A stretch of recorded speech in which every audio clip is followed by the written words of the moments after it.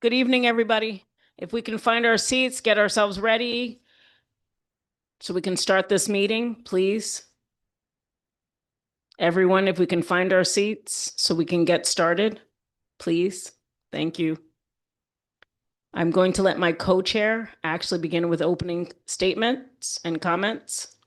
Go ahead. Thank you. Thank you, everyone, for being here tonight. Welcome. This is one of the semi-annual public hearings of the Correction Advisory Committee. We have two each year to discuss the services, reports, and recommendations of the correction ombuds. And tonight, the emphasis will be on reports and recommendations, findings and recommendations, as this hearing is aligned with the release and publication of the Ombuds' first annual report on conditions of confinement in Connecticut. So that will be the focus of this hearing. And the focus will also be on you, folks, anybody who has come here tonight wishing to share their perspective or experience with both the committee and the Ombuds, either here in person or online. So we have a lot of folks registered already to testify tonight. So I don't want to take up much of your time. And so again, we'll begin with a summary of the report that was published on January 9th. That's available both on the Ombuds website and the Advisory Committee's website. It is the product of a little over a year of visits and interviews and all manner of investigation by the Ombuds. I think he would also stress that it's the product of a one-man office for this entire period. It's now growing, but we do want to thank the Ombuds, Devon Ward, who's seated in front of us for that work, and we look forward to hearing his summary. I'll just quickly, before turning it over to Attorney Ward, just introduce the members of the committee. So I guess I didn't say my own name, which is Tig Dooley. I'm one of the co-chairs along with Marisol Garcia. We have Mel Medina here in person and a number of members joining by Zoom. We have Ben Powell, Rena Kapoor, Andrew Gearing, and Daryl McGraw. There'll be a brief period after we hear from the Ombuds in which members of the committee might have questions or comments, but we're going to try to keep that particularly brief tonight so that there's more time to hear from folks who have registered and that we can all get out of here while it's still today. Okay, with that, anything else? All right, so I'll turn it over, Attorney Ward, if you'd like to take the mic and tell us about your findings. Good evening, everyone. First, I want to thank each of you for taking time to be here tonight and being willing to share your experiences. I want to acknowledge the legislators who are here in attendance and remotely. Thank you for being here as we head into the legislative session next week. Your presence matters. I want to acknowledge the staff of the Office of the Correction Ombuds who are here tonight. If you all could briefly raise your hands. All right. They've only been with me for about a month, but each of them left the position in state service to join this office, to join this office in service of oversight and accountability, and I'm very grateful for their commitment. We're also joined tonight by UConn law students who will be working in the office this semester. If you all could briefly raise your hands. All right. I want to thank them for their interest in scholarship in prison law, which is a growing area of practice at the intersection of civil rights and constitutional law. One housekeeping note before I turn into the substance of tonight's hearing. If you value the work of this office, there's a public hearing on our budget.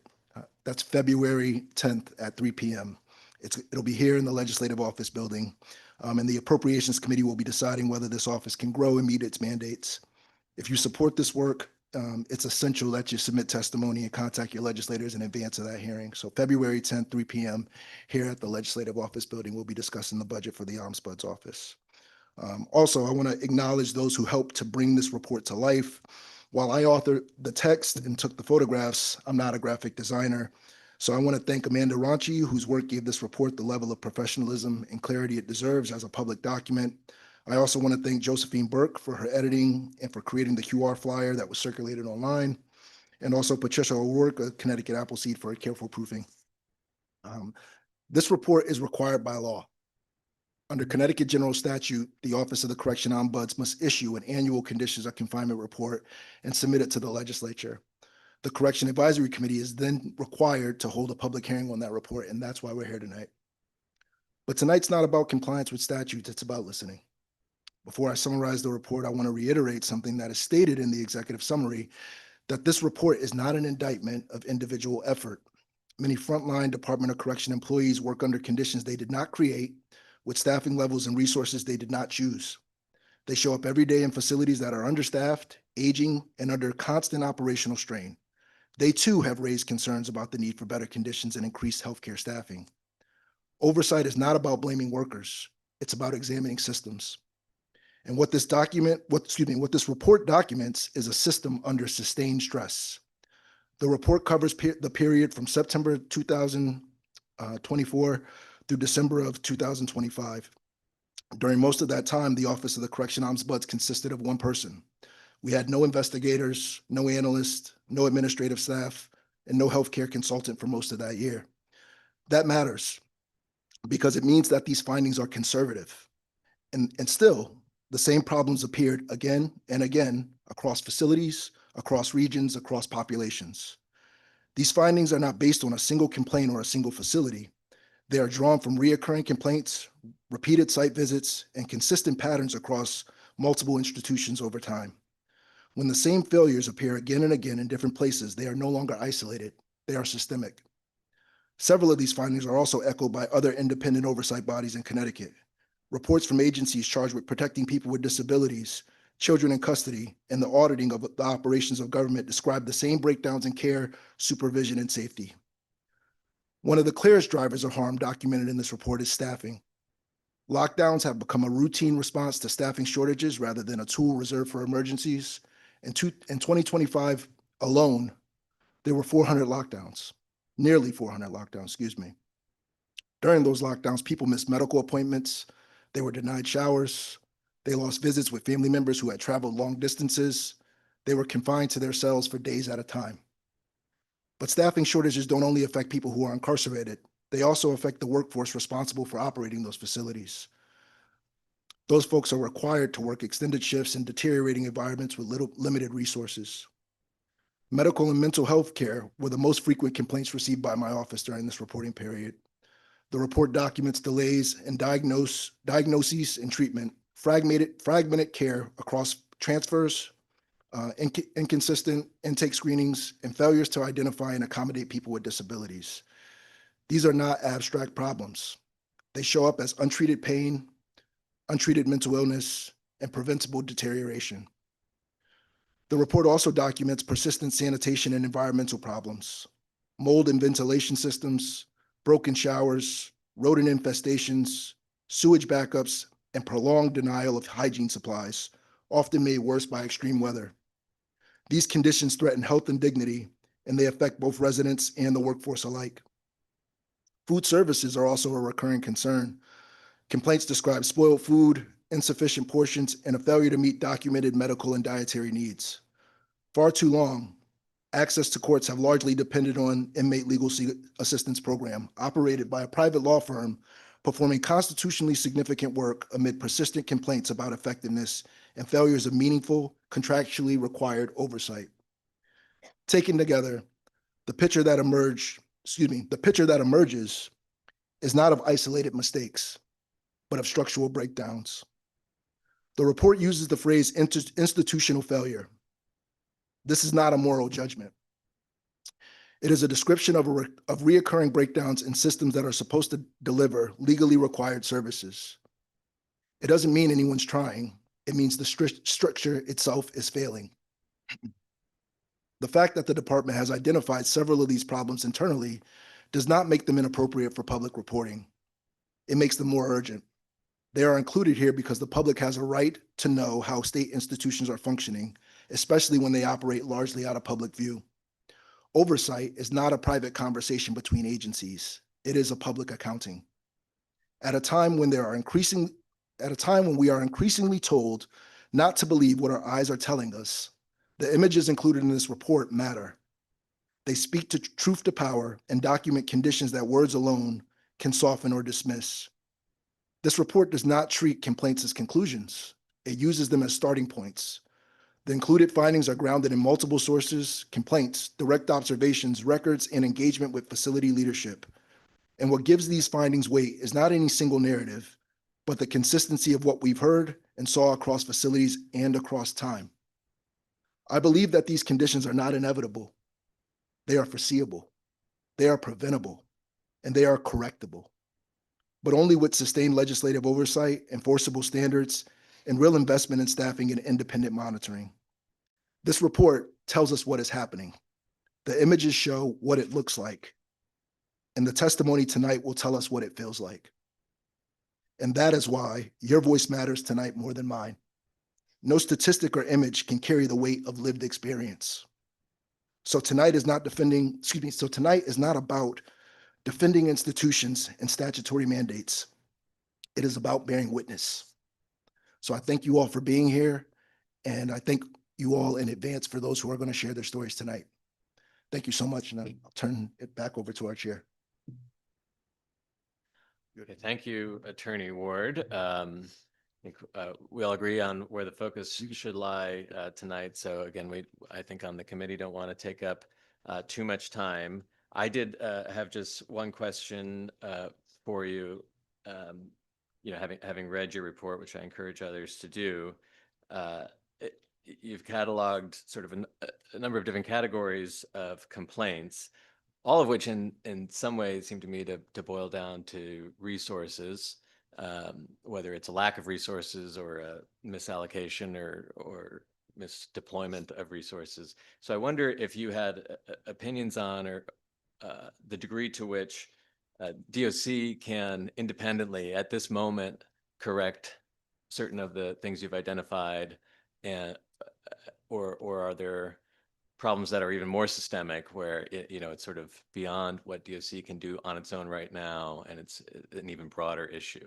Are there certain categories of what you've documented that fall into one or the other of those categories I've outlined in terms of who can actually help here, who can actually correct these issues? I think that's a fair question. I think the starting point is the Department of Correction.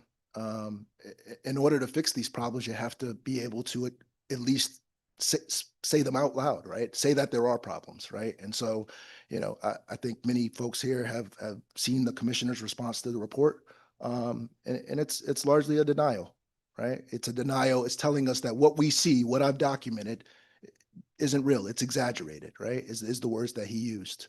And so I think when you ask me whether this issue could be fixed by the department or whether it's out of the department's hands, I think step one is acknowledging that these are real problems. When we're talking about mold in showers and we're talking about insufficient hygiene supplies, those are issues that are all within the commissioner's direct control.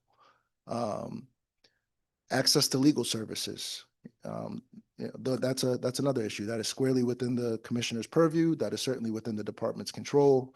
I think the one issue where the department could certainly use more help, and it certainly is a situation that is out of their control. Actually, two situations are the staffing. There are contracting concerns related to the bargaining units regarding the negotiations that are certainly out of their direct hands.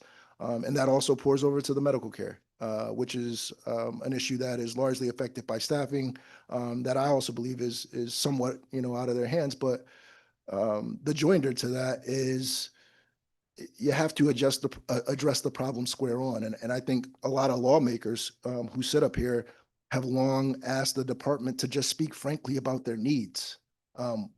If the lawmakers and the folks who write the budget don't know what the ask is, they can't provide the help. And so there's been this conversation, particularly around healthcare for the past 2 years, or not even 2 years, almost 4 years. How many healthcare workers are we down, and what do we need to run a competent medical system?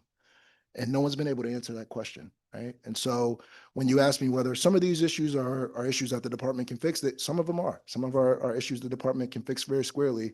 An example of that, just the other evening, You know, in Cheshire, there was a breakdown in the heating system, right? And folks were in Cheshire, and temperatures were reaching some concerning conditions, and the department simply just provided folks extra blankets, right? Which is a good solution. And they got somebody over there and they fixed the HVAC system, but that's something that completely is in their control. And when you're talking about, you know, in Osborne, cells, you know, that are registering at 80 degrees and 90 degrees during the summertime, we're in the middle of a heat advisory, you know, providing regular water, that's something completely within the department's control. And so, again, just to answer your question, you know, straight on, I think many of these issues are within the department's purview.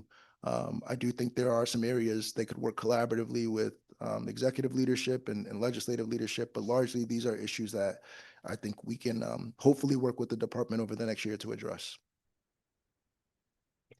Thank you. So as the one of the two people on this committee who has lived experience, what's disappointing to me is as I look at those pictures in that report, and I don't even need to look at the pictures, I don't need to look behind me. I know exactly what I'm looking at. Because sadly, nothing has changed over the last 15, 20 years. You know, I listened to the commissioner the week before last as he was answering questions in front of the audit judiciary, and the answer with him was the same. He had been in DOC since 1989. To me, what that sounds like is depraved indifference for the people under your care. I can speak, and I know there are people in this room who can talk about the conditions at each facility in different locations. What's concerning to me is the fact that the living conditions have not changed. They've only worsened, and people are expected to survive in those conditions. That to me, as someone with my legal education, sounds like depraved indifference for the human life under your care and less than community healthcare standards that we have been fighting for more since West versus Manson. I don't really need to say any more than that because the report says it all. The photograph says it all. The people in this room can speak to that lived expertise of the lack of showers and blankets. Yeah, that's little. When someone's television in the OM is broken, that gets fixed first. People living in cold conditions, piss poor. That shouldn't be a blanket. That should be much more immediate action than that. But I'll leave it. Thanks, Mel. Thank you again, Attorney Ward, for this report, and congratulations on your new staff who've joined the office and to the members of the public who've come out. This report details a number of key themes and findings: lockdowns as routine management tool, medical and mental health failures, failure to comply with ADA and disability accommodation, sanitation, hygiene, environmental condition failures, food and service and medical diet failures, legal access and oversight over that is also failing, governance and fiscal controls that continue to be a challenge. Given that your office at the time that you did this report was only operated by you, and you were the only one that was capable of going around the state and checking facilities, and for a portion of this report, you didn't have a healthcare consultant. Should this committee understand your findings as conservative rather than comprehensive? And what should the public understand as it relates to that question, if it is that this report is more on the conservative side of what your findings are? Yeah, thank you for that question. I did touch on that in my opening remarks. You know, these findings are conservative, in that they were limited in that it was only one person in the office covering 13 facilities. This report is actually derelict in that it does not mention anything about halfway houses, which are also under the purview of the department, of the Office of the Ombuds. And that's an area of deep concern. The office has received, you know, many complaints, and we just simply haven't been able to get to them because of the staffing limitations. You know, this was 13 facilities, one person. So I definitely didn't have the opportunity to get around to the 26 or so halfway houses. So these findings are conservative. This is the first report of its kind. I anticipate that we'll be back here in December with a much more robust report with way more data and a closer look at some of these conditions. So I hope that answers your question. Thank you. Mhm. Anyone participating remotely on the committee wish to say anything before we move on to public comment? It, Tag, I raised my hand. Sorry, I missed it. Go ahead. No worries. As Ombuds Ward, again, I'll just echo everyone that I appreciate that I think everyone on the committee and hopefully the public appreciates that this process is moving forward. Like, you are the first ombuds, you are the time we're seeing this conditions of confinement report. I'm glad we're finally getting some transparency that with the hope that this whole effort is sort of leading to. So I don't have anything to add. That I hope this is really just the beginning, that we continue to sort of bring more transparency to the department so we know what's happening. I think you're right. Like, we just need to know sort of what the needs are, and that there's just lots of unknowns in the black box. So I appreciate the report and the work you've done to date, and all the people you're bringing onto your team right now. Thank you. Yes, thank you. And I'll just reiterate how excited we are to see staff joining the office, and we appreciate you being here tonight. And yeah, as Attorney Ward said, we look forward to a more robust office, an active office in the next year, now that we at long last have started to get some of the manpower that is needed. But on that point, I'll also reiterate Attorney Ward's call for folks who are committed to these issues, concerned about these issues, to make your voice heard at the appropriations hearing on February 10th, because although we've made great strides in the past year or so in this office, it's still, not remotely capable of meeting the need in our incarcerated community. And compared to other states' ombuds offices, we're still lagging behind. So while we're very grateful for the steps that have been taken, including additional funding that has come in the last year or two, we're not satisfied. So if folks feel the same way, make sure your voices are heard at this upcoming session. With that, we want to turn it over now to public comment. We have. Tag, I had my hand up. Oh, geez. I asked all the folks online to put their hand up, but I can't actually see the hands. So yeah, go ahead. I thought you were just ignoring me, and I was like, "Oh, that's not nice." That would be a fair assumption, but no, please. No, I just wanted to just jump in real quick before the public, because I really want to hear the public speak as well. But I wanted to commend Attorney Ward and his team for the work that he's done thus far. You know, being a formerly incarcerated person impacted by the criminal justice system, having stood in ankle deep dirty water when the shower's clogged, but you need a shower, or getting a cup of ice because it's too hot. There's no air conditioning, but you'll get a cup of ice, periodically just to cool you off. It's important that you bring this, because this isn't just a moment, it's a movement. It's an important that the work that we're doing, the work that you're doing, is bringing a voice to things that we've been talking about for years.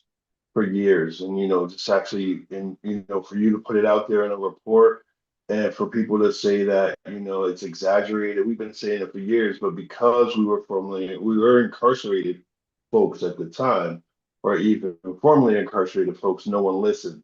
Now there's an actual report out. Now we're actually saying this is happening. And I'm hoping that we can continue to be the loudest voices in the room, in every room, until the conditions change. Many of us are out and will never go back into those systems, but we're out here fighting for those that are still in there suffering. You might have made a poor mistake, but nobody gets the right to dehumanize people. So, this is why we're in this room. This is why we voted for you to be in that seat, and your team to do the work that many people that are sitting in cells today hoping that things will change in the seat. So I commend you once again for the work that you're doing. And like I said, everybody in the room and everybody watching, not a moment, it's a movement. This is change for Connecticut. We need to change these conditions because they're dehumanizing. People are suffering and dying.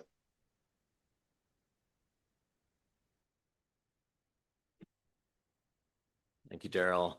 All right, now we do want to turn it over. We have 42 people registered to speak tonight, and I'd say at least 75 or more who have already submitted comments online. We really appreciate that and want to hear from you.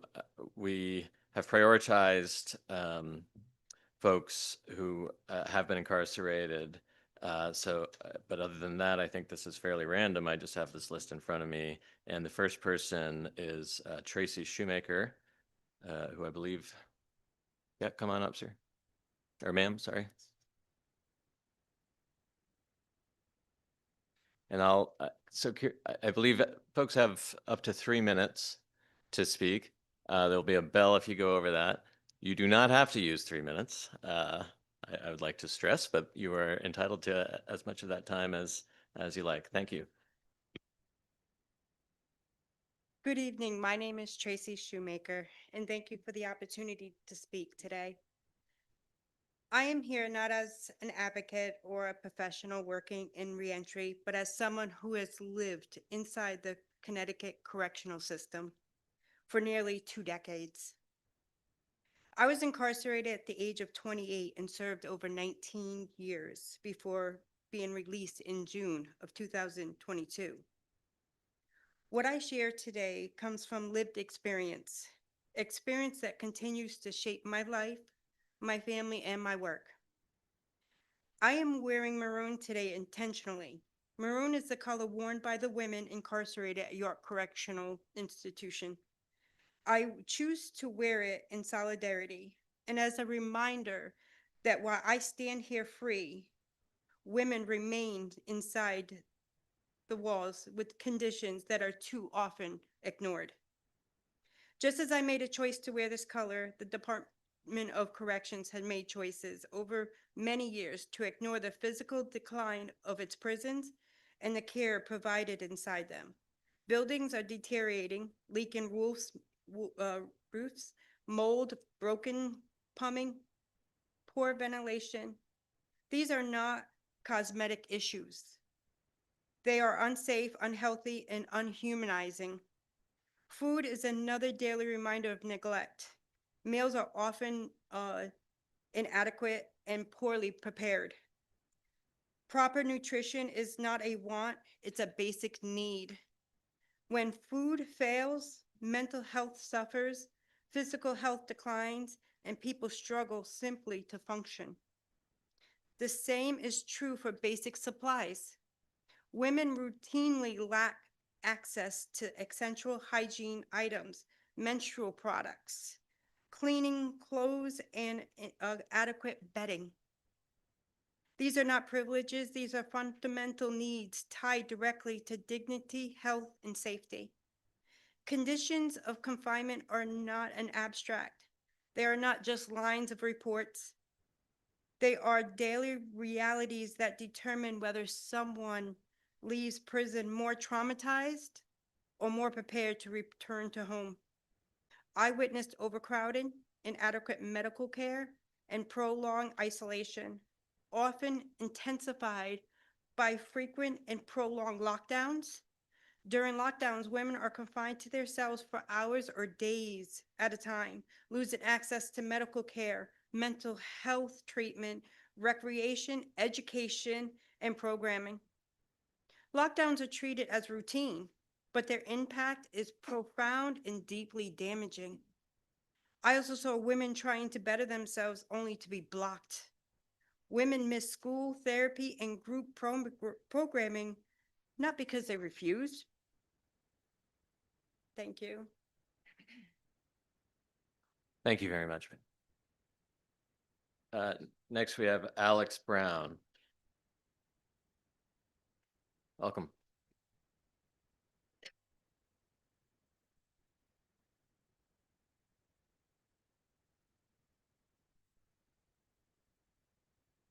Good evening, members of the Correction Advisory Committee and the Office of the Correction Ombuds.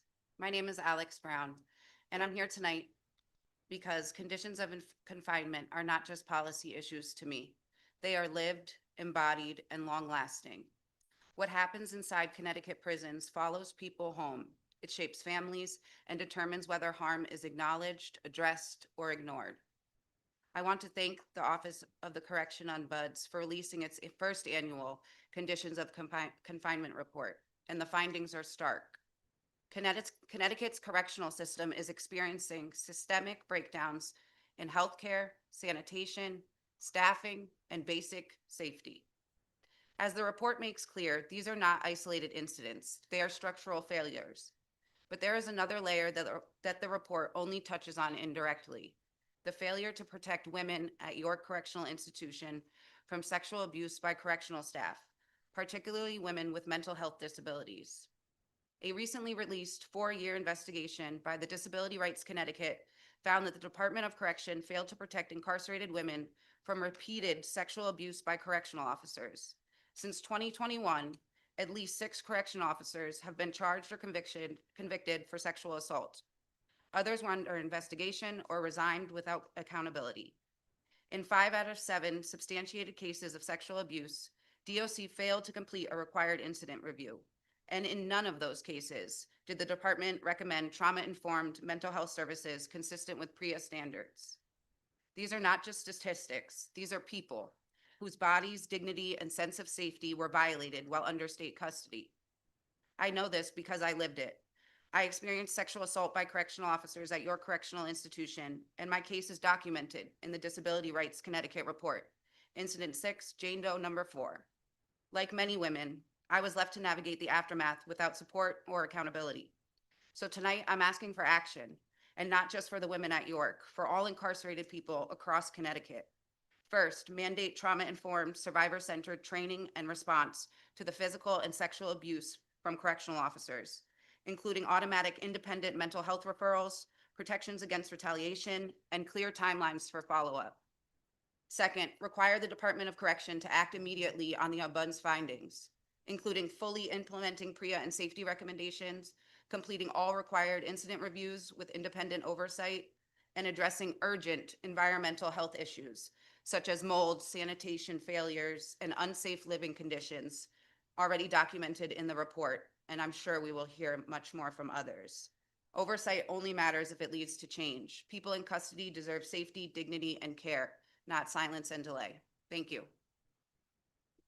Thank you very much for sharing.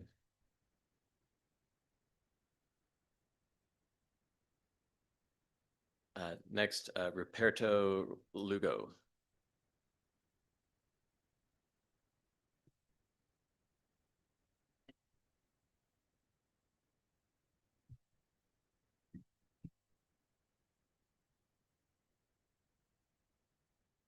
Short and sweet. Good afternoon. My name is Roberto Lugo, and I spent 23 and a half years incarcerated in Connecticut prisons. 2 voices helped me survive. Kafka, who revealed the absurdity of institutional power, and Michelle Alexander, who exposed mass incarceration as the new Jim Crow, a modern racial and social control system. Kafka described a world where rules exist but justice does not. Michelle Alexander shows how those rules are weaponized to cage communities of color, strip opportunity, and deny voice. Together, they describe Connecticut DOC. Grievances vanish, medical care is delayed, lockdowns occur not for safety, but because of staffing failures. Rules shift constantly, accountability is nowhere. The 2025 Conditions of Confinement Report confirms chronic understaffing, unsafe conditions, delayed care, prolonged lockdowns, extreme heat, canceled programming and visitation. Harm is documented, persistent, and tolerated. Connecticut DOC does not fail by accident. It manages suffering as policy. Past medical malpractice reports were buried. Audits show repeat violations ignored. Commissioner Kuros dismisses findings. This is institutional cruelty and corruption. Winston Churchill said, people go to prison as punishment, not for punishment. Connecticut DOC has inverted that principle. Punishment is stacked on punishment. Dehumanization is routine. I survived in spite of Connecticut DOC, not because of it. Connecticut must confront the truth. Rehabilitation cannot exist where dehumanization is policy. Punishment ends at sentencing. Human dignity does not. From slavery to Jim Crow to mass incarceration, the names change, the bureaucracy grows, but the logic stays the same. Control, confinement, and denial of dignity now administered by the Connecticut DOC. Thank you. Thank you very much. The next person is remote, and I'll say now and remind folks later, if you are registered to speak via Zoom, you have to accept an invitation that you will be receiving in real time. So Gaylord Salters, if you're online, you should be receiving an invite that you'll have to click on in order to join the Zoom. But not online. Okay, so we'll move to Alicia Strong, who should be here. Thank you.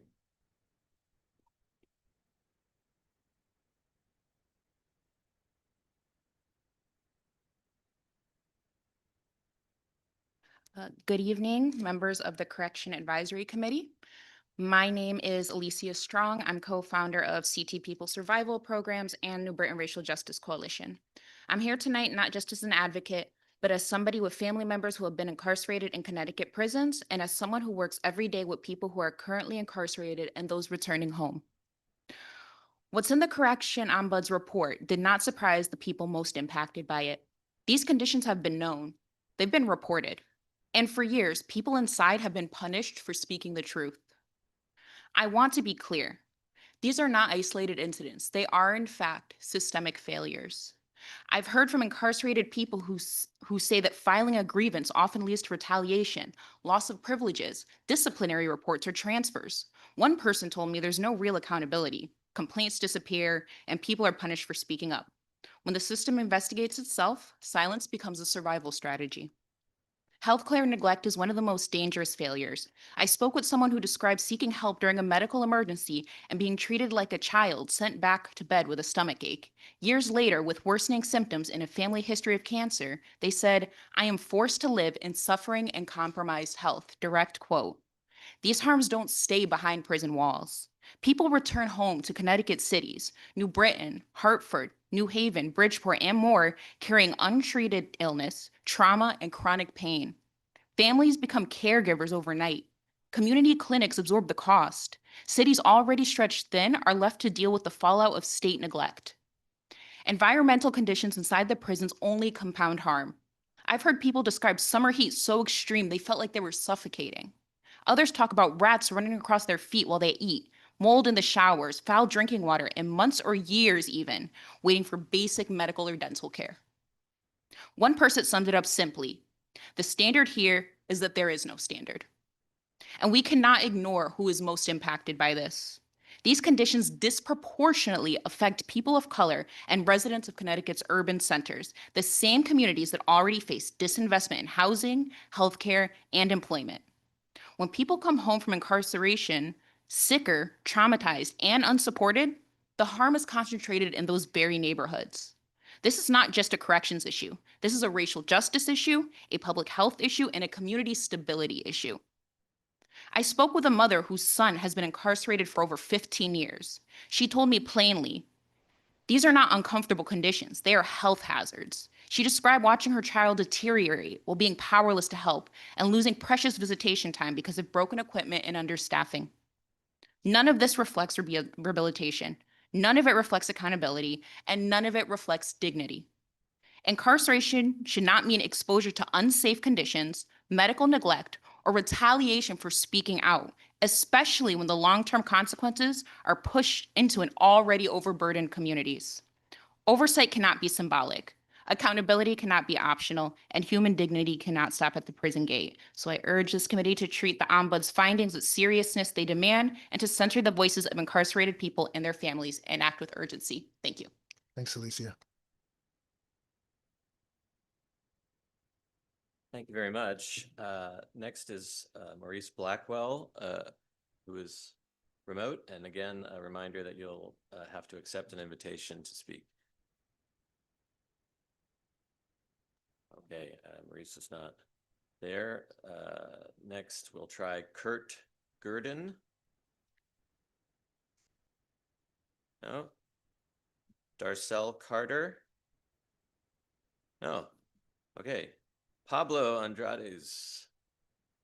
Welcome, sir.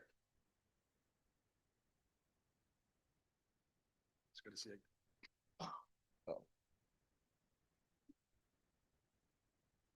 All right.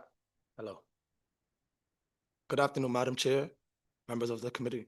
My name is Paulo Andrade Ramos. I thank you for the opportunity to speak today. I want to begin by acknowledging this committee discussion on January 22nd, 2026, where you raise important concern about agency staffing, shortens realistic implementation timelines, and the need to move forward in a way that it is fair, thoughtful, and sustainable. I appreciate this committee.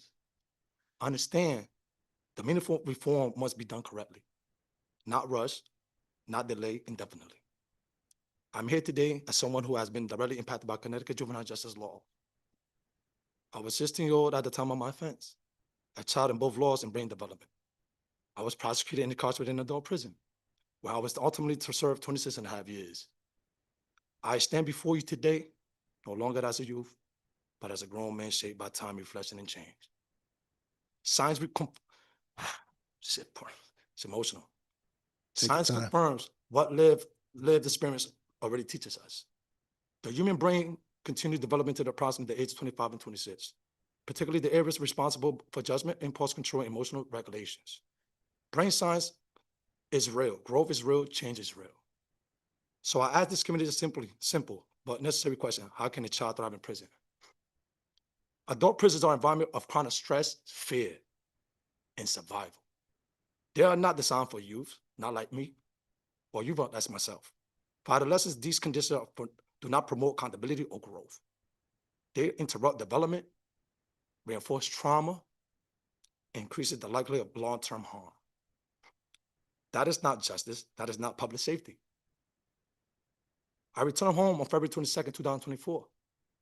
And since then, I have transitioned back into the community as an mature adult. I'm working, thriving, and succeeding despite the lasting barriers created by laws treated me as fully formed adult long before my brain was fully developed. My life today is proof that people can grow when they are given time and opportunity. Since returning home, I have been an active advocate for prison reform and youth reform, committed ensuring that what happened to me does not continue to happen to others. I'm also here today advocating for my brothers, Juan Alexis Perez and Roberto Pabon, who remain incarcerated, and for countless others like them who are still inside our prison system. No one specifically, especially not our youth and vulnerable individuals, should witness or experience staff abuse. I seen it. I lived it for 26 and a half years. I seen the abuse. Agreements was not working. And you know the language of agreements, what it means. That should never happen. That is why I strongly urge this committee to support the Raise the Age legislation, also known as the Emerge Bill. This is not a call for leniency.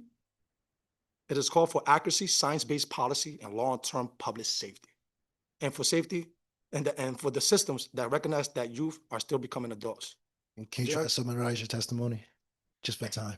I can take my time. No, can you try to summarize your I'm testimony? gonna do it. I'm summarizing right now. Okay, you got it. On January 22nd, 2026, this committee made it clear, and it does not want to go backward, only forward, supporting the Raise the Age emerging bill and the safety of the incarcerations of our brothers and sisters is how Connecticut moves forward with integrity, evidence, and justice. Thank you for your time, your service, your commitment, and getting this right. Thank you, Pablo. I do want to let everybody know. Thank you, Jason. Kristen, can we work on that? And once we figure it out, we'll recirculate to the list. You're saying they're saying that they can't hear online, that they're being called. They're not online. Okay. So if folks might be watching on YouTube or something, but you have to join the Zoom, which is linked on the advisory committee website. What's the? Nope. Okay. Give me a second. Okay. Yes. And I do want to say that the testimony tonight is being taped and it will be broadcast on the tablets inside DOC. So the folks inside will be able to see all the testimony tonight. So do want to make that clear that even though that the folks who are inside can't be here tonight, they will see this hearing. So in the interest of time, we're going to circulate the list for folks who are here, and we're going to try to troubleshoot this issue with the Zoom, all right? Yeah, and to be clear, if you hear your name called, come on up, even if you had registered to be testifying remotely. Obviously, you can come and do so in person. The next person is Alan Gold. Welcome, sir.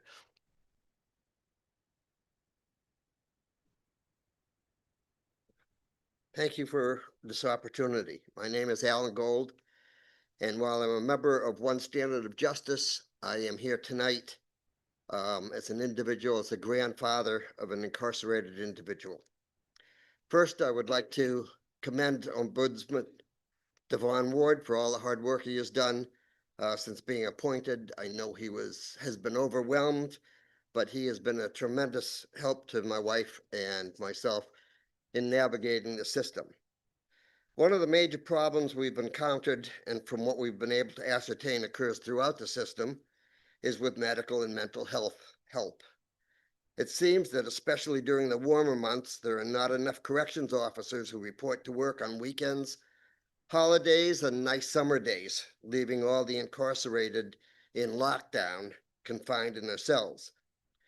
And the individuals responsible for the medical and mental well-being may not come in for various reasons, leaving those who require medications to have to go without.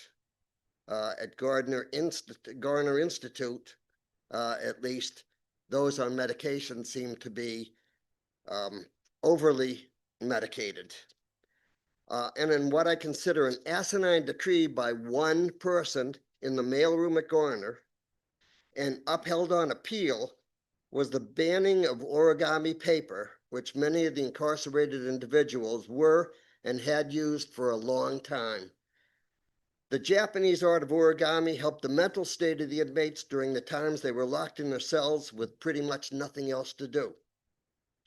Even the COs could not believe that origami paper, and I have supplied you with a sample, and I've also got a couple of actual things that were done by my grandson. The paper comes in usually 4, 6, and 8¼ inch squares of paper, very thin, made to fold. And somebody decided in the mailroom that it was it was a danger to the Institute, and it has been banned. It would seem to me that leaving those who are incarcerated with nothing to do is more of a danger than letting them fold a piece of paper and create some of the most intricate animals and other things without additional paper, cutting, taping, or gluing. Each one of these is made strictly by folding with one sheet of paper. It is an art, and it keeps people busy for a long period of time. I want you to know that I understand those incarcerated have either been charged or convicted of breaking the law and have to pay a penalty for doing so. Hey, Mr. Gold, can you summarize your testimony just so we can get through everybody?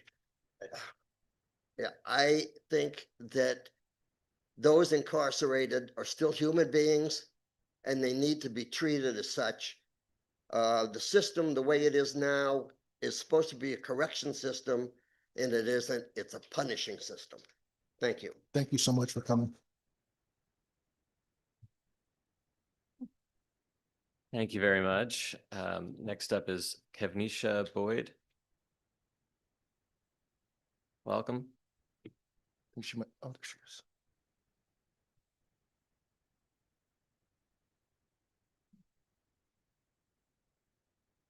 Mic check. Good evening. Good evening. So thank you to the committee for holding this hearing, and thank you to Attorney Devon Ward for the hard work that you've done to put this report together. And of course, thank you to Ms. Barbara Fair for all your leadership, your moral clarity, and your continued insistence that human dignity does not end at the prison gate.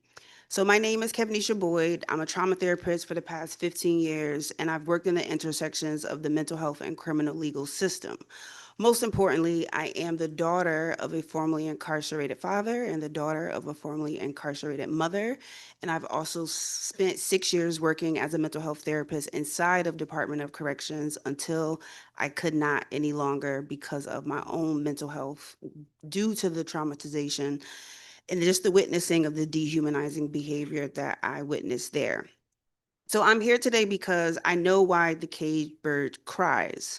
The caged bird cries because people with mental health conditions are the most vulnerable in confinement, and vulnerability inside this system is too often met with neglect instead of care. Many people enter custody already carrying trauma, serious mental illness, substance use disorders, and unmet medical needs. Confinement does not stabilize these conditions, it intensifies them. We know that there are over 11,000 people incarcerated. We've seen the numbers in the report, but behind the numbers are names. And we have two names. The names that we know are Carl Robbie Talbot and J. Allen Jones. These are two people who lost their lives due to medical neglect within the Department of Corrections. Their deaths were not sudden or unforeseeable. They are not isolated tragedies. They are evidence of systemic erasure. They are the names we know. There are others whose suffering never reached a report or hearing or even in this room. The conditions of confinement report confirms what many people hear, those watching online, and those behind the wall are living every day. In 1 year alone, there were 387 lockdowns alongside 143 health-related complaints, the largest category in the report.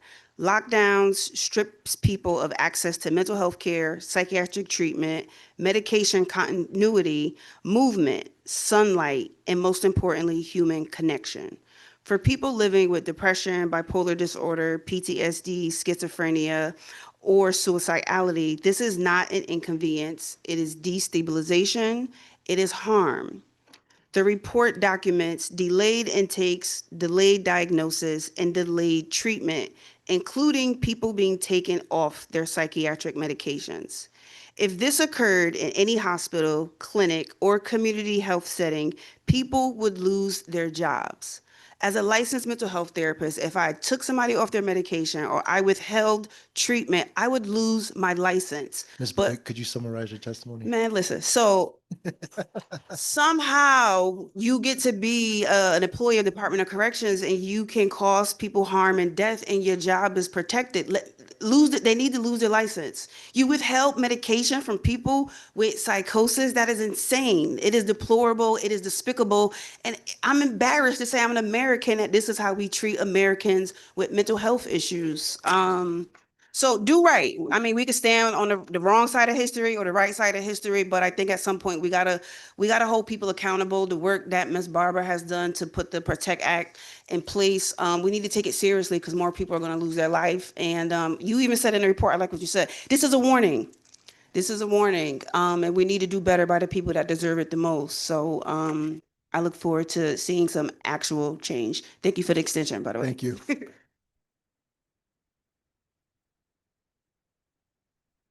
Thank you very much.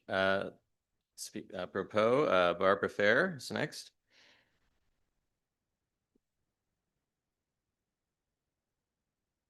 Welcome.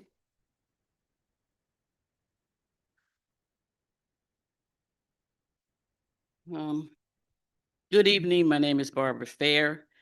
And I want to thank this committee and Attorney Devon Ward for this public hearing. I want to thank Attorney Ward for all the work that he's done to get this report to the public.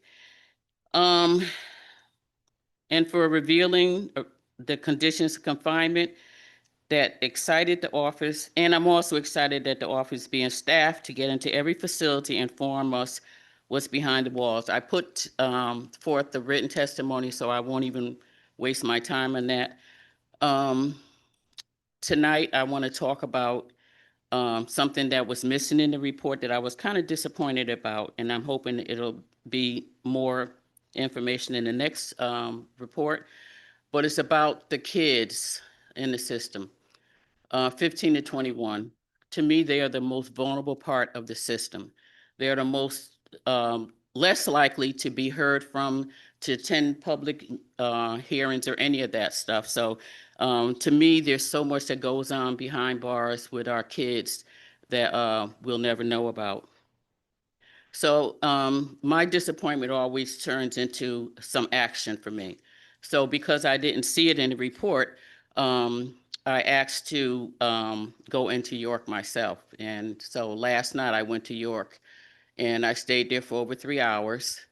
I actually would have stayed more, but a mouse ran across the floor and I told him, okay, tour is over for me. And I was so traumatized by that. And my thoughts went right to the young men, the kids that probably have to live with mice running around. And so I have to say I'm all over the place because I'm trying to talk in 3 minutes. I have to say that I met some really great people inside. For the most part, I was greeted, welcomed. I felt engaged in the conversation with a lot of them. Of course, there's always going to be some of those haters. Who cares about them?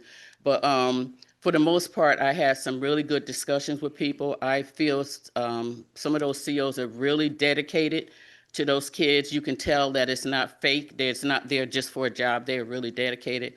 But I was just like feeling like this is not a place for children. It's just not. And that's what hurt the most, being in a place and seeing kids locked in behind the doors, and when we're walking through, they're standing at the windows and just being isolated like that, and no telling how many hours that's going on. It was disheartening. I think about the investment that we make, the millions of dollars, almost $1 billion that we invest in the system, and we just can't do any better for our kids. I was excited about the kids having video games and playing basketball, learning how to do their own laundry. I like to see those kind of things be taught in the community. I don't want kids to have to go to jail or prison to have these things happen for them. I wanted to see more of the restricted housing and SRG units because that's where I see most of the people were just in those doors all day long. The space was so tight, I felt claustrophobic just going inside the room. So I can't imagine how 2 people are in those little tight spaces. And we in Connecticut are among the wealthiest state in the nation. We can do so much better for our kids. And when I look at the leadership, I have to say myself, I always looked at the commissioner and faulted him for everything. But the more I do policy work, the more I realize he's not the top. The top is our governor. And under the governor is our legislators. Those are 2 points of oversight. The commissioner could not continue to neglect and do everything that he's doing unless they tolerate it at the top. So let's look at the commissioner and put blame where he's to blame, but let's also look at the people above him who should be making sure this kind of stuff doesn't happen.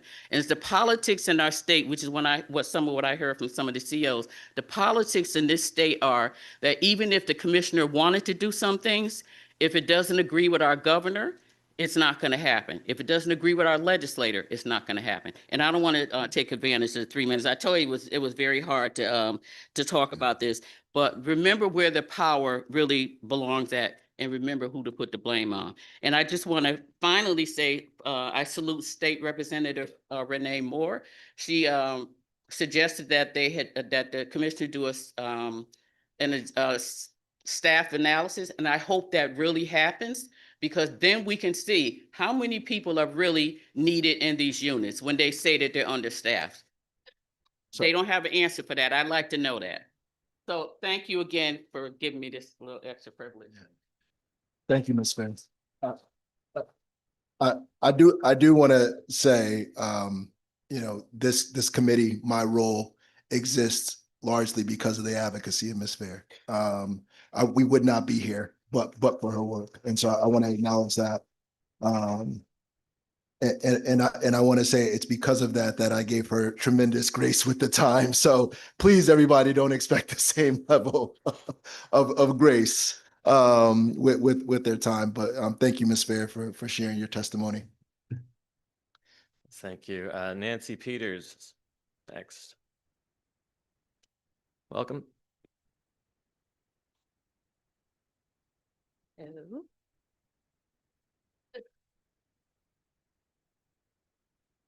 Members of the Correction Advisory Committee, thank you very much for being here. Attorney Ward, kudos on a really fantastic Speaking Truth to Power report.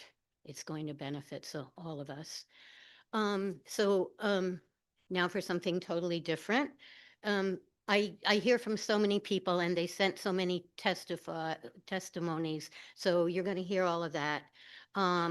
I want to talk about the background of this. If we want to understand what's oh, and by the way, you can read the whole thing online. This is just going to be what I can fit in, and it might not hold together. But if we want to understand what's happening behind prison walls, we first have to break down the walls we've erected in our minds that don't allow us to accept accountability for the foundations upon which our country was built and our carceral system is maintained. I'm talking about the attempted genocide of indigenous people, the theft of their land, the kidnapping, enslavement, and subjugation of the people of Africa, the coerced labor of immigrants, and the exploitation of lands and human bodies of color everywhere, all justified by a convenient theory of white supremacy. And as I said, this is the background. This is what underlies it. I speak of this shameful history today in a hearing about conditions of confinement because the two are inextricably linked. Enslavement, exploitation, racial capitalism, and white supremacy are very much alive, are the lifeblood of our current carceral punishment system. If we really want to deal honestly with this monstrous creation that some call a criminal justice system, we have to acknowledge and work to repair the immense harm we have caused those we have murdered, subjugated, and exploited, and their descendants. We must see how this plays out in the criminalization game and see the role our carceral punishment system plays in maintaining the capitalist system that dominates and to varying degrees oppresses us all. The elephant in the room is this secret that everyone knows, but few want to speak out. It's not an elephant, though. It's a pistol, it's handcuffs, an AK-45, water cannons, dogs, pepper spray, 4-point restraints, border patrols, ICE, a missile, a nuclear weapon. It's the brute force that our government willingly resorts to when more socially acceptable methods fail. We ask those we manage to capture in our socially, economically, and legally constructed nets and throw behind those physical walls, we ask them to be accountable for their actions.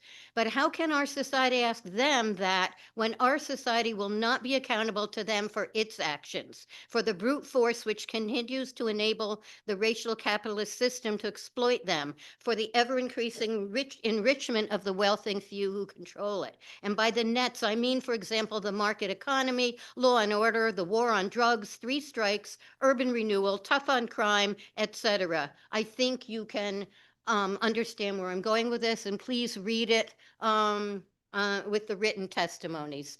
Thank you. Thank you. I hope you Thank you, see Ms. how it Peters.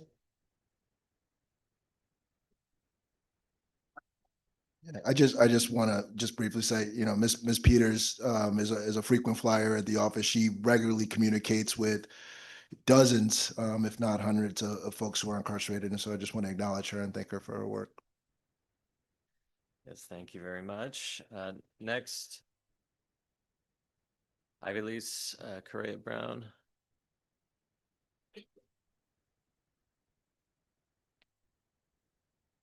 I'm sorry, I put that not for me. This is to read someone else's testimony. Sorry. Okay.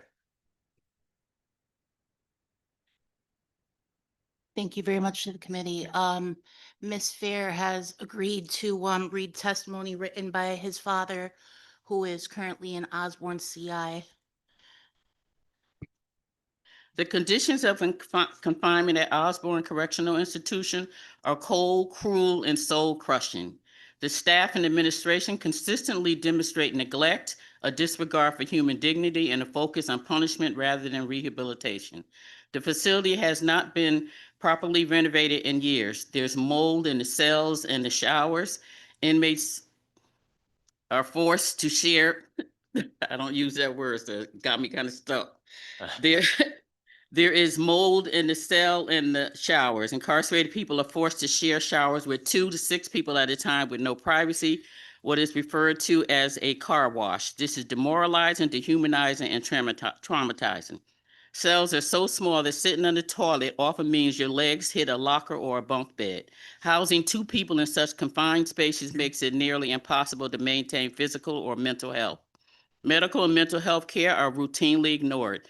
People, young and elderly, are left untreated for cold and flu symptoms. Sick call is nearly impossible to access, and some inmates, oh God, are charged without ever being seen.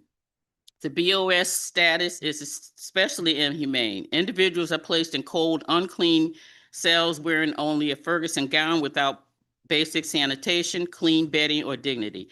Not to mention the lack of footwear on that filthy floor. Mental health emergencies are dismissed, and the staff often mislabel people in crisis as refusing housing instead of providing care, including myself. I told him I was in a mental health crisis. I was mislabeled and given a ticket for refusing housing. And all I really wanted was to get some mental health.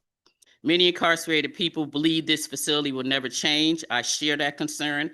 Osborne does not rehabilitate, it causes harm. Even 5 or 6 months here can be traumatic. I cannot imagine the damage done to those who have been confined for years. Hey, thank you for your testimony. And his father is DeAndre Brown, known as Grim in Osborne. Thank you. Thank you. Thanks to all 4 of you who contributed to that. And Ms. Fair will make sure the record is clear that you were reading in case anyone tries to take a clip out of context. Next up, Caitlin Castro, who would be on Zoom, not there. And Joanne. Hello. Oh, Caitlin Castro, excellent. Yeah. Go ahead, Caitlin. We can hear you. Good evening, members of the Corrections Advisory Committee. My husband is currently incarcerated at Cheshire Correctional Institution, and I'm here to testify on his behalf. My husband was brutally assaulted in McDougall by CO John Anir during a code that involved my husband. CO Anir punched him in the head with handcuffs used as brass knuckles for simply shrugging the CO off of him because he was twisting my husband's fingers with the intent to break it. My husband was handcuffed, completely defenseless, and the assault was deemed unprovoked. This is CO Anir's 3rd serious assault on an inmate. Upon returning from administrative leave for the incident, he was not to have contact with my husband. I went to visit, and he was in the visiting room. He not only wrote hearts on his institutional pass, but he stood behind my husband the whole entire visit. CO Anir taunted not only me, but my husband as well. He purposely tried to antagonize him by standing directly behind him, leaning against the pillar. There was no accountability on the DOC's end to ensure that my husband would be safe, and this created an unsafe environment. For years, my husband has suffered with deep vein thrombosis. In 2025, he went through testing and ultrasounds to show that his condition that would have only been 1 surgery is now 5 because it had gotten so bad. This directly violates his rights to adequate health care and is considered medical neglect. We were finally able to get an estimate of his surgery timeline only after consistently being a thorn in the side of the head nurse at Cheshire CI and Deputy Warden Demetris in a 13-day hunger strike that was ignored until I reached out on my husband's behalf. The biggest concern is the lack of accountability and retaliation that occurs during the day-to-day operations. CO Anir should not have been allowed near anyone that quickly since he is historically known for assaulting inmates and creating an unsafe environment. He should have never been able to assault my husband with handcuffs being used as brass knuckles since there were multiple COs who responded to that code and should have stopped him when they realized what he was doing. CO Anir needs to be held accountable. While the DOC is protecting their own, who is protecting my husband and all the other men and women incarcerated? Who is ensuring that they're in a safe environment while in the custody of correctional officers? The correctional officers only face minimum consequences while families have to be on edge not knowing if the COs are truly ensuring their loved ones' safeties. Incarcerated individuals deserve safe living conditions. These matters need to be solved and accountability needs to be taken. And with Attorney Ward's findings in these correctional facilities, these issues are critical. Thank you. Hey, thank you, Caitlin. I just want to make sure did you submit your testimony online as well? No, do you want me to? Yeah, yes, please, because you raised some really concerning issues, and I want to be able to follow up with some of the things that you mentioned in your testimony about. And your I mom. have a picture of like my husband's head from when he was assaulted. Do you want me to attach that with it so that you can see it? Or can you see that on your end? No, don't attach it to your testimony because it'll be a public document. What Okay. I'd ask that you do is email it to corrections.ombuds@ct.gov. Okay. That's the office's email. Everything sent there is confidential. Please don't upload it. Again, please don't upload it with No, your. I won't.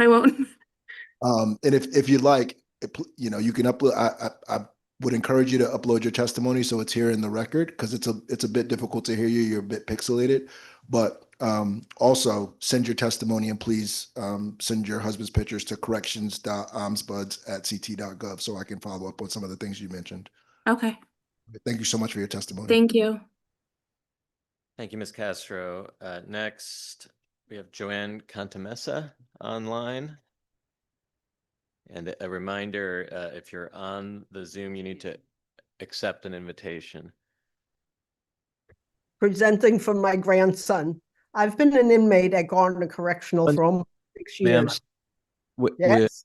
if you could just start over, you were in the middle of speaking when you came in. So One just second, but before you start, hey Austin, is there a way to turn this down so we could like hear it a bit better here? Because it's like a bit pixelated, or is that their microphone? You don't.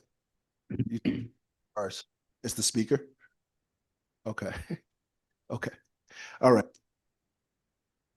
Thank you, ma'am. You can continue, please. I'm presenting this for my grandson.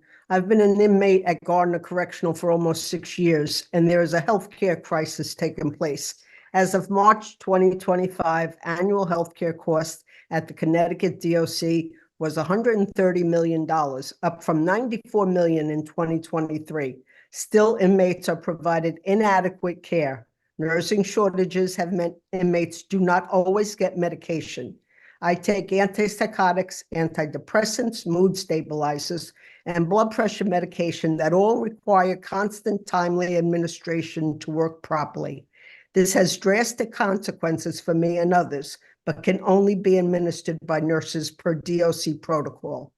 Additionally, obesity is proliferating under the excessive restrictions of the DOC and has efforts such as cardiovascular disease, pulmonary disease, diabetes, orthopedic problems, hypertension, and psychological problems, all adding to that 130 million. To curb the rise in these costs, we need healthier meals, healthier commissary options, and more opportunities to exercise. Food served is caloric-rich, nutrient-deprived, and carbohydrate-dense, such as oatmeal, grits, and farina for breakfast, rice, potatoes, and pasta for lunch and dinner, and minimal amount of inedible protein and vegetables.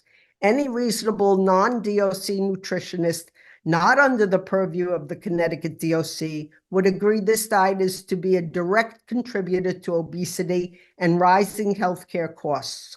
All of our meals are prepared under unreasonable Connecticut DOC guidelines, which do not prioritize nutrition. Through commissary, inmates are given a wide selection of junk foods, but few healthy choices. Even the healthier choices like pouched black beans have 35% of the daily value of sodium per serving, another factor for cardiovascular disease. We literally can't eat healthy if we try. In other states, inmates have significantly more options, but the Connecticut DOC is just too punitive to adopt them. Finally, with a proper diet would greatly contribute to the decrease in obesity. Another critical aspect is exercise. At Gardner, we get 4 hours of rec time a day, assuming there are no officer staffing issues. In the housing units, we are not allowed to run, limiting an important form of exercise. We are only allowed access to a gymnasium or ball field for 45 minutes of maximum of 2 times per week, again, assuming there are no lockdowns or obligations during that rec time. I personally have proposed a running program for inmates to have an opportunity to run more, but have been denied by the administration. Inmates want to be healthier. The Connecticut DOC just needs to make it possible for us to achieve it. Doing so would not only be good for the inmates, but ultimately to reduced healthcare costs for the Connecticut DOC. Ms. Thank Camp, you summarize, okay. I was gonna ask, could you summarize your testimony? I didn't mean to interrupt you. Go ahead. There's a longer version that I have submitted. Thank you so much for your testimony and for joining us tonight. We appreciate it. And God bless you, Devon. Right, thanks so much. Thank you, Joanne, for your testimony on behalf of incarcerated people. Next on our list is Sabrina Olcheni, who I believe is here.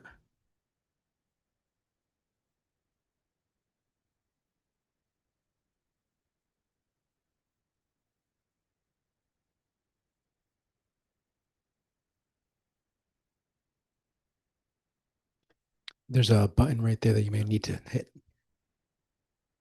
Okay, good. All right. What you are about to hear are all real experiences of inmates at Cybulski CI. All of these experiences have been exacerbated by the facility's doctor, Dr. Francesco Lupus.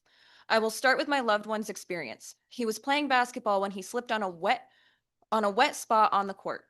He ended up tearing his meniscus, but wouldn't find out until weeks later. He also didn't see the facility's doctor until 4 days after the initial injury. Then he would go on to fully tear his ACL and MCL due to improper transport to the hospital, where they fully shackled him and told him to hop up into the van from the wheelchair. Even though he had no mobility due to both his injury and the excessive shackling, it has been 9 months since he tore essentially all of the ligaments in his right knee. Imagine walking on crutches for 9 months and even getting those crutches taken away and having no ability to walk, causing you to have to skip meals and even urinate into a bag in the corner of your cube because Dr. Lupus is the one who gets to decide if you have the right to walk or not. Dr. Lupus also likes to take walkers and canes away from elderly inmates who also cannot walk without them. Another inmate went to Dr. Lupus because the battery in one of his hearing aids died and he needed a new one. He said, "Well, the other one works. Come back to me when the other one dies too," forcing him to go completely deaf before getting new batteries in his hearing aids. Another inmate needed medicine dropped into his ear, just a few drops. Instead, they squirted the full dropper into his ear, causing this man to go deaf in that ear. But one of the worst things Dr. Lupus has done is draw the blood of an inmate once a week for months. The inmate didn't understand why they kept drawing his blood. Turns out he had the same last name as an inmate with a blood disease. And because the inmate who did actually have the disease wasn't having his blood tested, his disease progressed to a stage 4. Unreal. This isn't negligence. It is incompetence. The actions of this one doctor has permanently disabled multiple inmates for the rest of their lives. These inmates are told to use the grievance process to address the issues. Yet when they file grievances, the administration retaliates against them and makes their lives hell for speaking up. How many more inmates need to suffer before something gets done? Well, the problem is that you never hear about these stories. They get buried because the administration fails to write any incident reports on issues like this. Is it because they see them as non-issues, or because they do not want these issues to come to light? Something needs to be done before someone ends up dying at the hands of this Dr. Francesco Lupus. Please, the OCO needs to investigate Dr. Lupus and the administration at Cybulski CI, and also Nicole Thibodeau. Thank you for your testimony. I just, brief question, did you submit your testimony online as well? Can you do that just so I can follow up on those complaints? Either that online, if you'd like it to become part of the record, or confidentially to corrections.ombuds@ct.gov. I did submit a complaint, and it said that there's supposed to be like a 45-day Okay, response. Okay. And that 45 days was on the 9th. understood. So, yeah. So this is exactly why my staff's here. Amy, would you kindly follow up with her and get her information? Thank you so much for your testimony. Thank you, Sabrina, for your testimony on behalf of incarcerated people.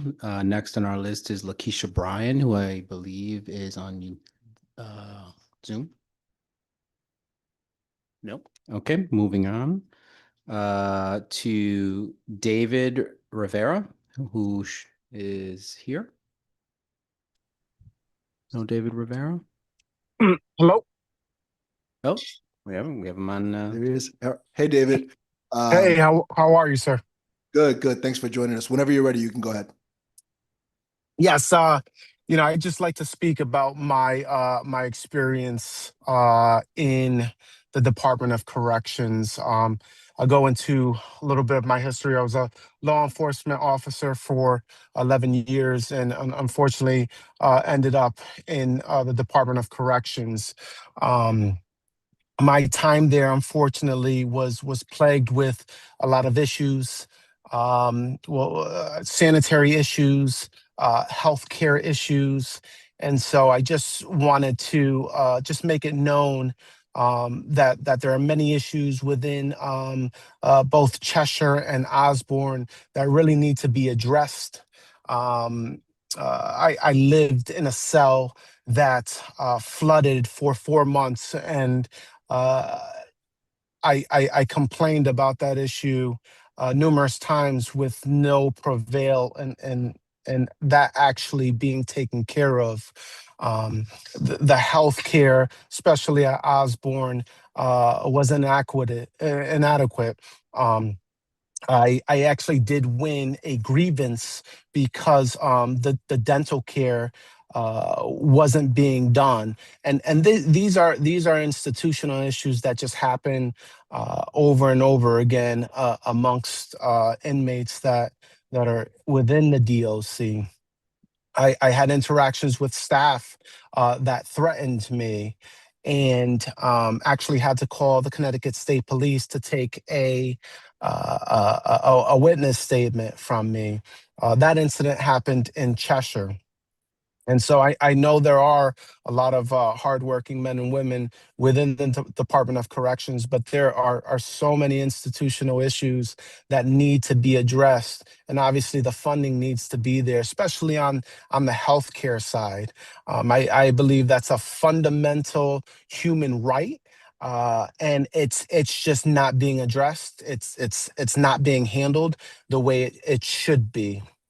In regards to safety and security, there is a real issue with regards to inmates who have significant mental health issues being housed with individuals that don't have those issues, and it poses an issue with those individuals in regards to safety. Right, a lot of them are taken advantage of. And then also can pose an issue to the other inmates in regards to outbursts that these individuals have. And so, I'm so happy that the Ombudsman's office is taking care of a lot of these complaints and looking into them, because before the office was enacted again, there was just no one there, and things just fell on deaf ears. And I remember being able to speak to the ombudsman about some of the issues that I was having, and just to be able to have that person to speak to was incredible. I am now back out in the community after spending just less than a year institutionalized. My business is thriving. Rivera, could you summarize testimony that your time's up? Yes, sir. But thank you so much for listening to me. Thank you so much for joining us, and appreciate you sharing your testimony. Thanks so much. Yes, sir. Yes. Thank you, Mr. Rivera, for your testimony on behalf of incarcerated people. Next on the list is Timothy Townsend Jr.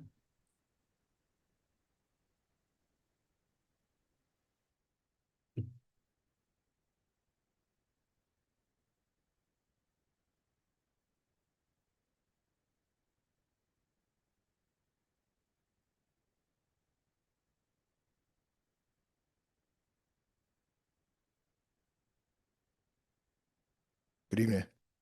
Just hit the button right in front of the microphone. Can you press that button? I'm not sure if it's on. Yeah, there you go. Is it on now? Yeah, you're on now. Okay. Thank you. I'm here today not simply to discuss correctional policy, but to speak about responsibility, not just about systems, but about leadership. And not just about incarceration, but about who we choose to be as a society. The Office of the Correctional Ombuds has delivered clear and sobering messages. Connecticut's correctional system is not experiencing isolated breakdowns. It is operating in a state of sustained, system-wide failure. And when failure becomes routine, accountability becomes optional. Correctional staff are entrusted with statutory authority and guided by administrative rules meant to ensure safety, dignity, and lawful confinement. But when those rules are incomplete, inconsistently applied, or ignored without consequence, particularly when it comes to mental, emotional, and physical abuse, discretion fills that void. And unchecked discretion becomes unchecked power. Justice Thurgood Marshall warned us of this danger when he said, "A rule without an effective remedy is useless. A rule without enforcement is not protection, it's permission. Permission for neglect, permission for degradation, and permission for harm." The Ombudsman report shows us what the permission looks like. Predictable lockdowns used in place of staffing, delayed and denied medical and mental health care, unsanitary and degrading liver conditions, restricted legal access, prolonged isolations. These are not accidents. They are outcomes of choices made and choices deferred. And when incarcerated people seek redress, they encounter not resolution, but resistance. A grievance process layered with procedural hurdles, rigid timelines, and administrative complexities that discourage persistence and rewards exhaustion. Even when grievances are sustained, they too often result in technical victories without institutional change. As though revising the directive or training staff to follow it were simply too difficult. I speak to this not from the report, but from lived experience. I personally filed hundreds of internal complaints seeking redress from documented harm, only to be met with reprisal, retaliation, and harsher conditions. When reporting harm invites punishment, the grievance process becomes a deterrent, not a remedy. Accountability without protection is not justice, it is suppression. We must also confront the harder truth. When leadership allows these conditions to persist for decades, it reflects not a lack of knowledge, but a mindset, one that's shaped by the leadership chosen and empowered by the legislative body. Oversight that tolerates harm becomes complicit in its continuation. And we must remember who lives under these conditions. The people in our prisons are our family members, our friends, our neighbors, our fellow citizens. We are no better than our worst mistakes, and no less than our capability to learn from them. Prison is punishment imposed by the courts. It is not a license for additional punishment by the institution. This is not an indictment of every correctional professional. Many serve as dedicated under extraordinary strains. Sir, but could you dedication cannot summarize your replace. testimony? I don't mean to cut you off, brother, but we got a lot of folks to get through. So I just want you to summarize if you can. The question before us is not whether the conditions exist. The report answers that. The question is whether we will act, because order without humanity is not justice. Control without care is not safety, and a system without accountability is not worth public trust. Thank you. Hey, thank you. Hey, can you stay for a minute? Stay for a second. I appreciate your testimony, your lived experience. Just want to ask, did you submit your testimony online? No. If you could, it was powerful. I got it. And I would love to read it in its entirety. So please, if you could submit it online, I'd appreciate it. Thank you. Appreciate you.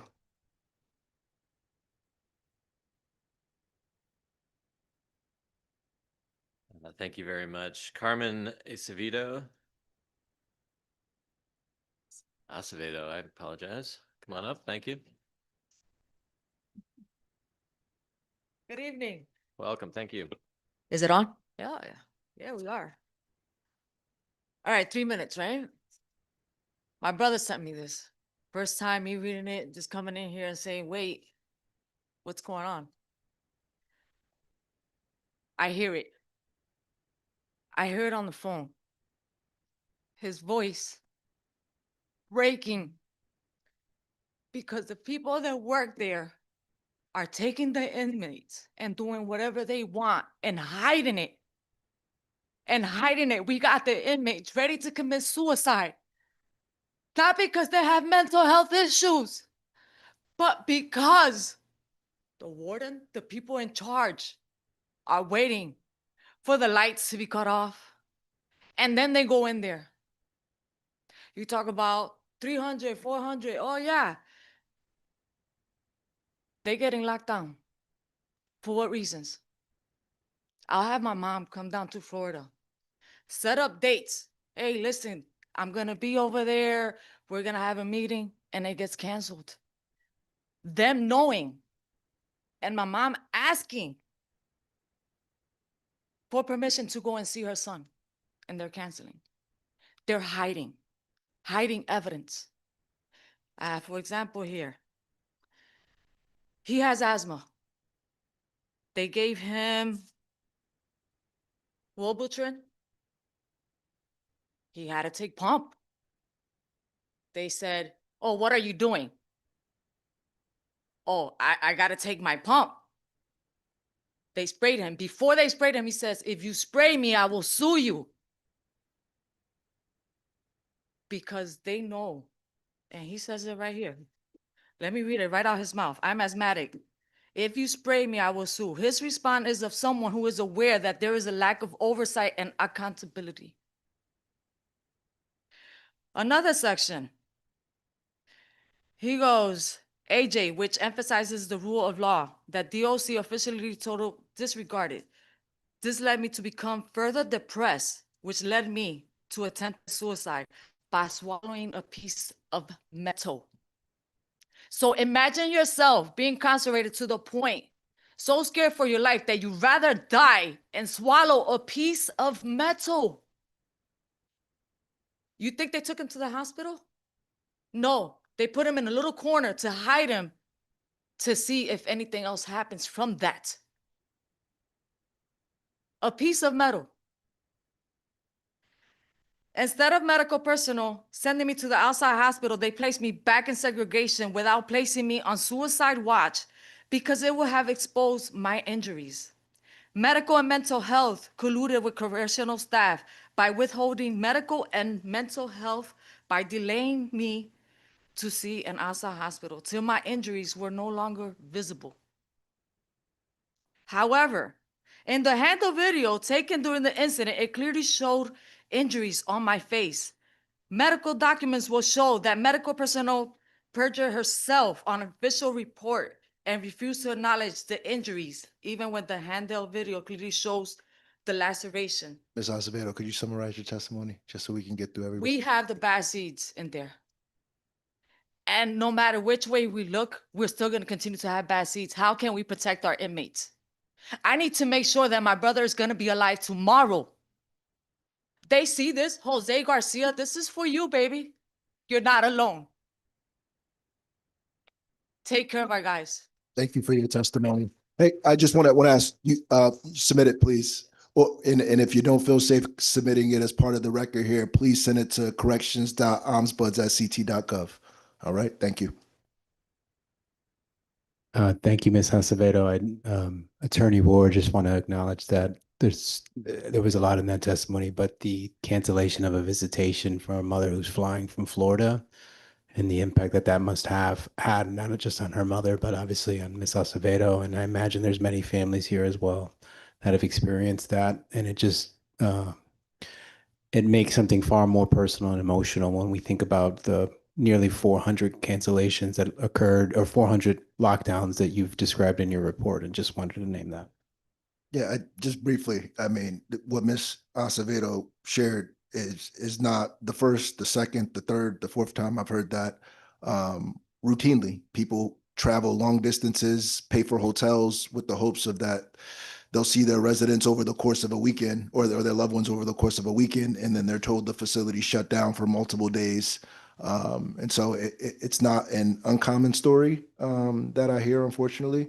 I've spoken to DOC. They're actually in the ADs, in the policies, there actually is a way to schedule an advance visit for folks who are out of town, but it is underutilized. It's rarely approved by the facility. And it's something I think they can operationalize very quickly. I know when Chair Dooley asked about the things that are in DOC's purview, that is one of them. That's a thing they could operationalize tomorrow and say, we're going to create a program where if folks sign up in advance And even if they have a lockdown at the facility, if their loved one is not the subject of that lockdown, we're going to provide them with their visit. And so that's something I'll be impressing upon the commissioner. But her testimony echoed, countless stories that I've heard from other folks. So I'd share your concern.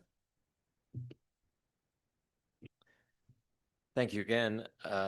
Sari Danielson, do I have that right? Go ahead, ma'am. Siri, hello. Hi, I'm going to be reading the testimonies of two people who are currently inside, and the first testimony is from a person who's incarcerated at Cheshire CI. I'm an Oregon captive being housed in the Connecticut DOC under the Interstate Compact Agreement. I have been out here since 2019. Since coming here, I've experienced many issues relating to poor diet, lack of access to sunshine, qualitative medical care, and compromised mental health workers. Due to the lack of sunshine, I am forced to take vitamin D supplements daily, and the diet is presently so poor that I am now pre-diabetic and my cholesterol levels are in the borderline high range. Being as the mental health department here are involved in personal relationships with custody staff, it negates my ability to obtain treatment for PTSD symptoms, effectively denying me care. Nor are there any mental health staff of color here, though the majority of captives are people of color. Another big issue is that there is no oversight of custody during their mass searches. It is common practice for personal property to be stolen, destroyed, and lost. There is no accountability here for violations. During one shakedown, almost all of my books, at least 50, were stolen and never replaced or paid for, including many with personal notes inside, making them irreplaceable. My fan was also stolen during a shakedown and not returned or replaced. And this next testimony is from a person who's currently incarcerated at McDougal. One issue that needs to be addressed is the Connecticut DOC has an aging prison population that is growing out of hand and getting worse day by day, as the average age per prisoner is 40 years old, which is the top in the US. These correctional facilities within the DOC are not built or designed to house elderly people and the conditions they have. They should be at housing units specifically for them in every correctional facility, wherever they are at. There needs to be single cells for older prisoners, as they are not able to live in bunk bed double cells where they are climbing to the top to get in bed, which is dangerous. Elder prisoners have a hard time with this, and it is unsafe to house them this way, and they are being taken advantage of when placed in a cell with someone younger. This should be addressed urgently. Also, there needs to be a mechanism for elder parole for those 55 and older who have been incarcerated for decades and who pose no threat to public safety and can be released with supervision. Thank you. Thank you very much. Next is Danielle Hopkins, also online. Yes. My name's Danielle. I'll also be reading testimony from a person incarcerated at Cheshire CI. I am not one to complain about every little thing. I know we are in prison, not the Hilton, but I do think that we inmates should have issue without the essentials. Last winter, I had no heat whatsoever in my cell, and neither did half my block. Meanwhile, the other half was being overwhelmed by heat. Other blocks were without heat entirely. This year is the same. I have what looks like black mold in my cell, and we have mold building up in our shower area and leaking water everywhere. Our food is atrocious. I eat a diet of mainly peanut butter and jelly sandwiches 2 times a day for probably 4 or 5 days a week because the food is so disgusting, or if it is decent, we only get a spoonful of it. And how sanitary is it to have rats and mice defecating everywhere, climbing everywhere? And how is it passing health inspection? I have to hand wash all my clothes because the laundry is so horrific. Our clothes are put in bags by ourselves and sent to laundry. They are supposed to be taken out of the bag and washed with bleach and laundry detergent. Unfortunately, my clothes are left in the tight bag with no room to move and get clean, and is piled up with 30 or 50 other guys' bags. Guys with feces on their boxers, puke on their sheets, urine on their pants, and bodily fluids on their boxers, all mixed with mine, and they use practically no bleach and little detergent to the point where our clothes come back brown. I don't understand how people expect change from us when we get out, when we are just locked in our cages 20 hours a day. Guys were not meant to live with someone else who we would never have chosen to live with. Guys with horrendously poor hygiene, unpredictable mental health, or crazy drug habits that get us jammed up and punished for. Why don't we have programs to better ourselves? Why are there so few jobs to better ourselves? We could be helping society by producing things, but instead, we are cattle in small pens, draining your pockets. It is in the public's best interest to investigate where all that tax money is going. Look into what is spent on food and how all the good things that are ordered never reach us. Look into the clothing budget and why we don't see any of it or the bedding. And that's just the start. This is not rehabilitation, and I'd rather have gotten the death penalty than live like this for 40 years. I am a waste of space and money. That is a sad thing in the richest state in the richest country. Thank you very much. I do want to know if you have to leave, or if you didn't have an opportunity to put your testimony online. Our staff has kindly placed the barcodes to scan your testimony at either exit of the room. And you can scan the barcode and select hearing not listed on the screen and submit your testimony so it can be part of the record here tonight. Thank you. And next, say Miss Blackwell. Is it Cian? Cian Blackwell. Okay, go right ahead. Thank you. Thank you. Hi, my name is Cian Blackwell, and I'm reading testimony from a person incarcerated at Corrigan Correctional Center. I have been incarcerated for 28 years. During this time, I have seen many changes behind these walls. The very top problem is the lack of accountability, which makes trying to transform difficult to achieve. The only ones who are held accountable are the inmates. We have a rule book that we are given and even have to sign to say we received it. These rules are to be followed to every letter of the word. Any infractions, one can lose contact with family and or be put in segregation. Meanwhile, these guards have an unwritten code of conduct, one which calls for them to stay silent or lie for each other if necessary. When one of their own breaks the rules or laws that apply to their behavior, when we have a bad altercation with them, the person we have to write them up to is someone they have been working with for years, whom they have to fight side by side with in a code. We need someone that's neutral, a person who is not so invested in either side to investigate our complaints about guards. The ombudsman can't fight the small fights. It's too many for one person.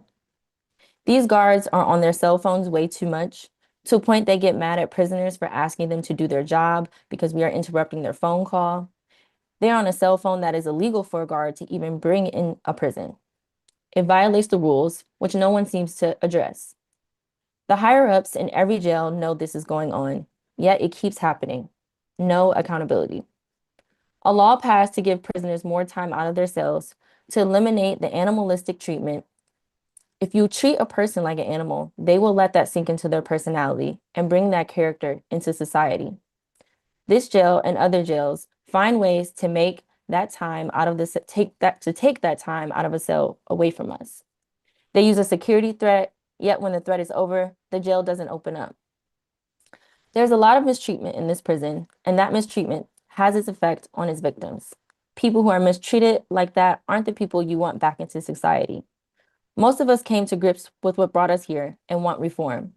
There should be motivation to a person who wants this help, not rejection when a person comes for help. Thank you. Thank you very much. Thank you. Briefly, I don't want to take time, but we're going to be in Garner tomorrow. Not in Garner. We'll be in Corrigan all day tomorrow. So I hope to meet your loved one. I'm going to check out for your testimony online so I can try to touch base with them while I'm in the facility. Just want to clarify, I'm actually a volunteer reading on behalf of them. So I don't have any connection, but I know that this was submitted online. And I'm a student that just wanted to raise their voices. Thank you Thank so you. much. Appreciate you. Thank you for doing that. In the room, I believe we have Eli Abner. Welcome, sir.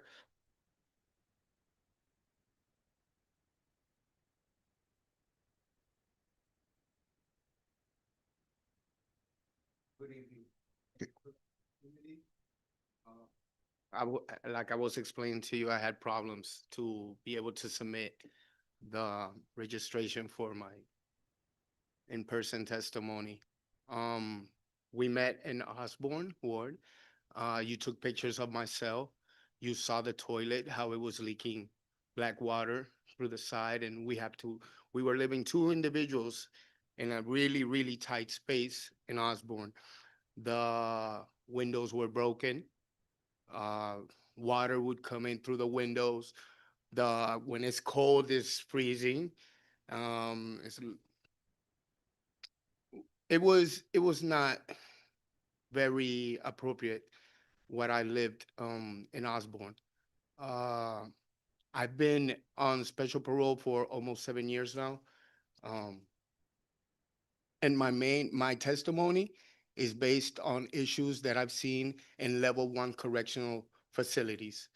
I know you haven't gotten the time to get to the correctional halfway houses to address the concerns and issues that really are affecting the social growth of individuals with the potential to succeed in society. And I get kind of emotional and upset at the same time because it's not fair. It's not fair who people who do their best to change and you bump into unethical people that don't want to do their job with integrity. And the grievance system, it's funny how before I came out of Osborne Correctional Institution, I tried to file a grievance on officers that work for the Department of Corrections because there's a difference that most people don't know or the public doesn't know. The Board of Pardons and Parole, the Department of Corrections are two different agencies.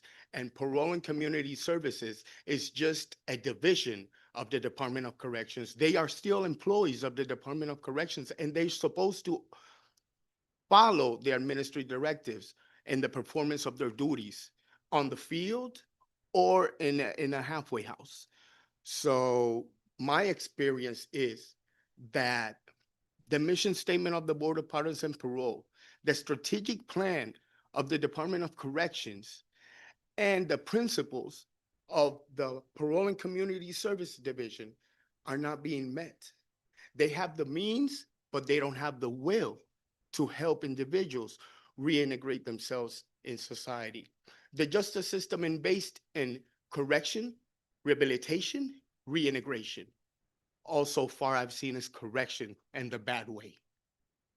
I'm sorry. No, if you could summarize your testimony. All I want to summarize is that we have to look into the level 1 correctional facilities because they are making rules that go against either administrative directives or they make rules that are not centered in rehabilitation and reintegration. That is the main purpose of a level 1 correctional facility.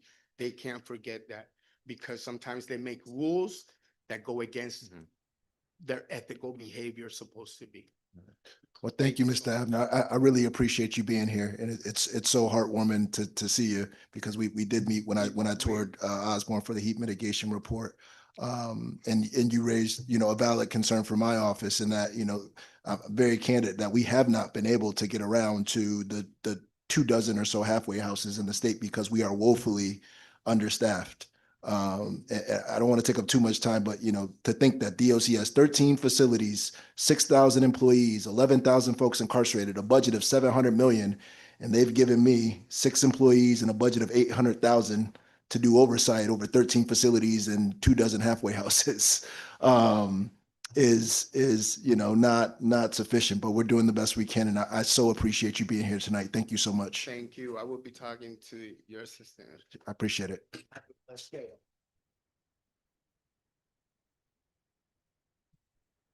Thank you, sir. Carmen Burgos.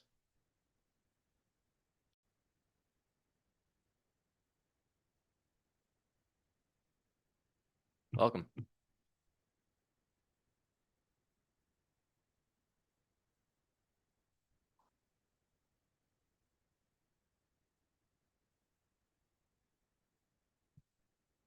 Good evening. My name is Carmen Burgos, and I am the mother of an individual currently incarcerated. Thank you. for the opportunity to submit this testimony regarding the recent oversight reports and conditions within the Connecticut correctional facilities. I have reviewed the findings from the Correctional Oversight Office, and sadly, what is documented in that report reflects my son has been telling me for a long time. What the report describes is the systematic failures are lived realities for families like mine. The report documents unsanitary conditions, excessive lockdowns driven by staffing shortages, and lack of consistent accountability. As a mother, I hear the impact of these conditions directly. My son has called me distressed about weeks without cleaning, repeated lockdowns that keep him isolated, and the toll that this has on his mental health. Each time I try to advocate for him, despite repeated calls, very little change.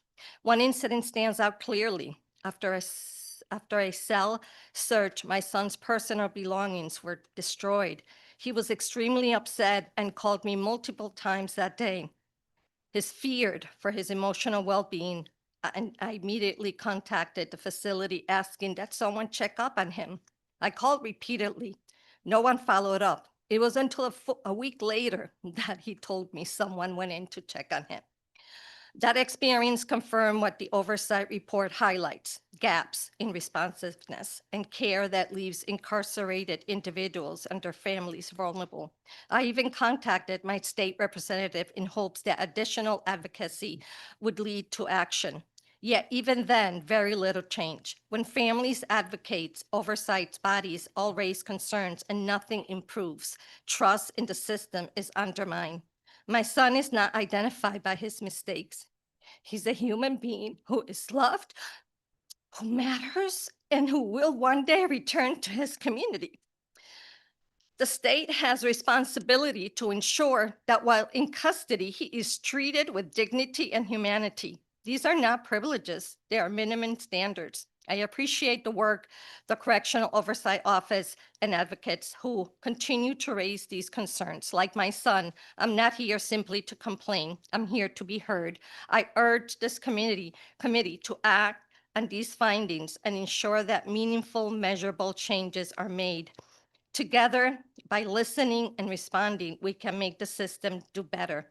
Thank you for allowing my testimony to be part of this public record.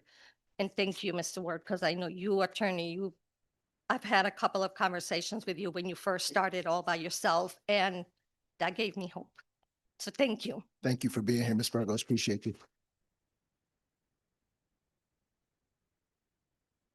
Thank you.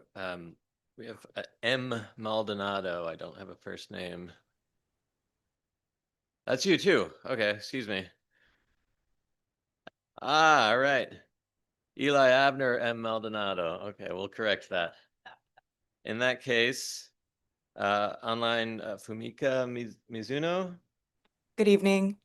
Hi, go right ahead. My name is Fumika Mizuno, and I'll be reading testimony on behalf of a person incarcerated at York Correctional Institution. I'm currently incarcerated, which means I see, experience, and fight to survive the effects of trauma every day. I don't dispute that incarceration is the consequence of breaching our social contract. I do, however, contend this breach is never the whole story. Those of us referred to as the, quote, offenders are often offending because of untreated trauma. And I know firsthand, once we're incarcerated, the reciprocal relationship between prison and trauma are inextricably conflated. Make no mistake, incarceration is extremely traumatizing. Incarcerated people are forced to live in a hypervigilant state, knowing anything can pop off at any time. The feared danger comes from both directions, peers and staff. Conflicts between residents is not like, quote, must-see TV. It's much more human than that. In a woman's facility, most disputes among the residents arrive because of perceived threats to relationships. The majority of the population here are survivors of sexual assault and/or domestic violence. Lack of treatment leaves them devoid of any interpersonal skills. Healthy relationships are a foreign language because love, violence, and trauma are braided together in a very tempestuous and destructive way. Here, physical violence translates to I love you. I cannot count the amount of, quote, fights I've seen erupt over pseudo-domestic relationships. The correctional officers also keep us in this very damaging state.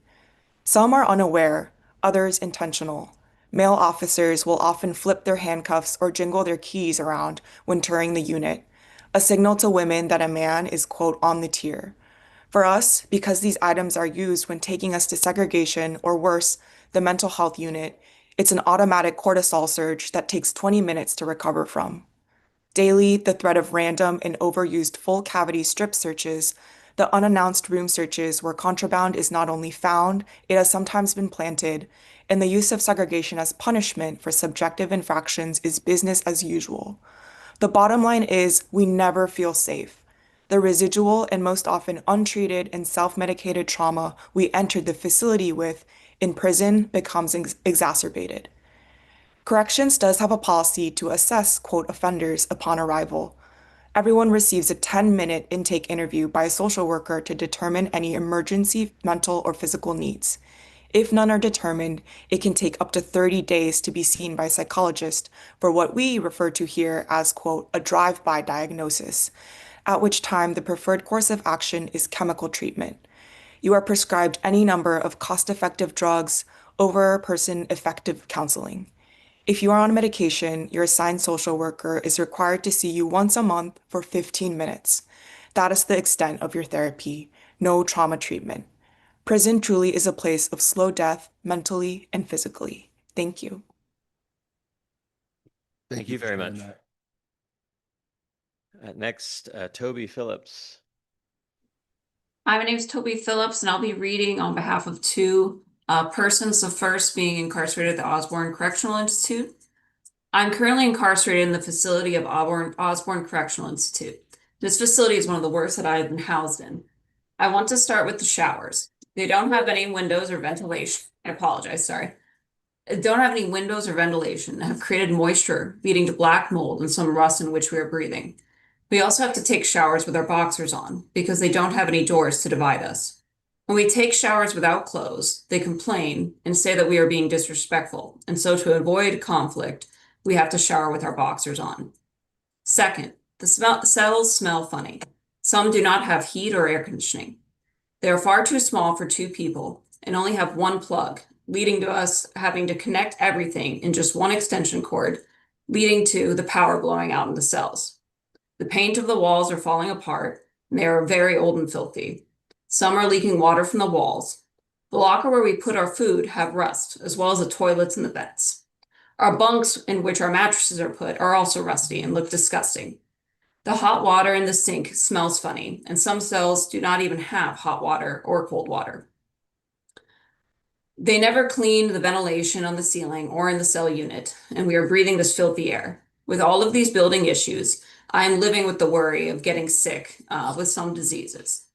The second person who I'll be reading for is housed in the Brooklyn Correctional Institute. One thing that I wanted to touch upon is the community release issue that is plaguing the prison population.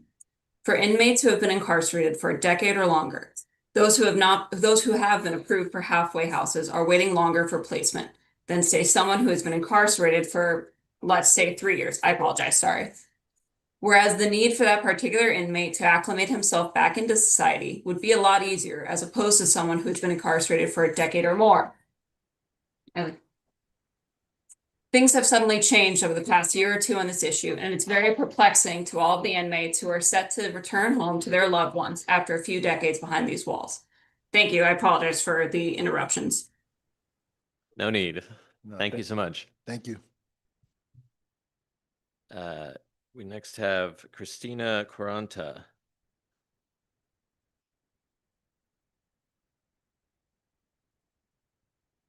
Welcome.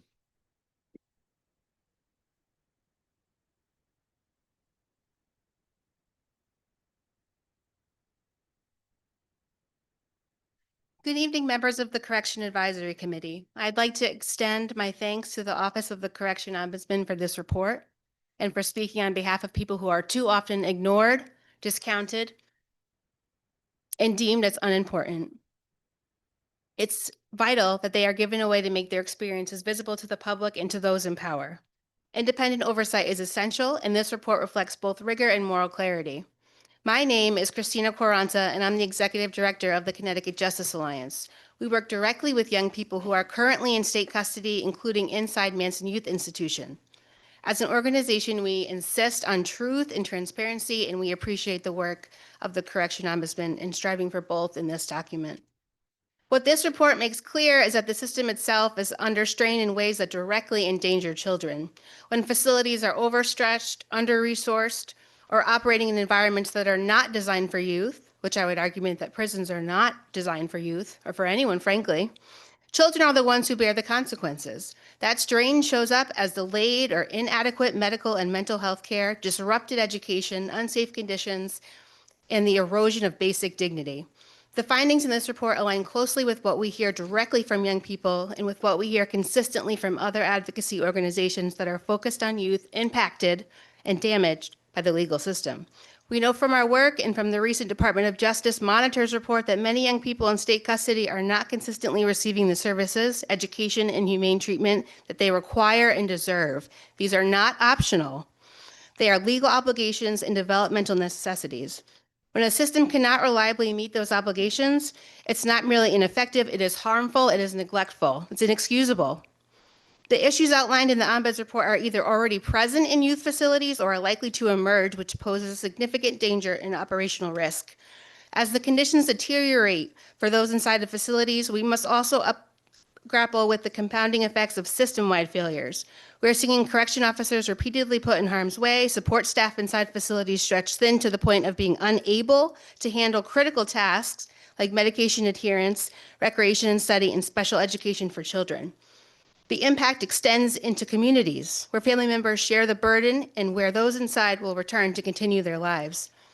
The prevailing model of incarceration here in Connecticut continues to prioritize punishment over rehabilitation, and in doing so fails to deliver healing, accountability, or lasting public safety.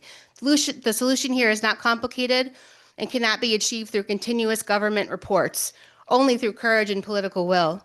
The system is not built to meet children's needs. Keeping kids in their communities and addressing root causes with access to family, education, culturally competent services, and evidence-based support is humane, much more cost-effective, and more successful by every meaningful measure. Connecticut knows what works. If you read my testimony in full, there's plenty of examples there, and happy to expand on those. In summary, the report has to be treated as a call to action. It cannot be another piece of paper that gets filed on a shelf or dies in your recycle bin on your computer. Children can't wait for incremental fixes. Thanks for your time. Thanks, Christina. Thank you. Thank you. Jay Vasquez.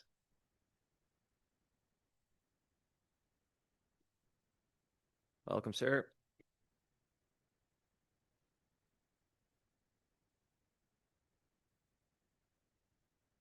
Good evening. Is it on? It's on. We can hear you. Okay. So Juan J. Vasquez, I just came home last year, serving 28 years as a teenager. And I am reading, or speaking on this condition and treatment I personally witnessed during my time working as a CNA, certified nurse assistant in the medical unit at McDougal Correctional Facility. This statement is not written out of anger, but out of responsibility to those who are still incarcerated. Those who lost their lives, and to those like me who served decades of their lives under these conditions and are now trying to rebuild after release. During my time at McDougal, I observed consistent mistreatment of incarcerated individuals, not only in terms of medical neglect, but also in ways many were spoken to as threats and treated by certain correctional officers. Prisoners were often treated as if they have no rights, dignity, or voice. Physical intimidation, verbal abuse, and physical mistreatment were not isolated incidents, they were patterns. From a medical standpoint, I witnessed delays and failures in responding to medical codes and emergencies. Tragically, I am aware of multiple deaths that occurred due to the lack of timely response and proper care. There are lives that may have been saved with appropriate action.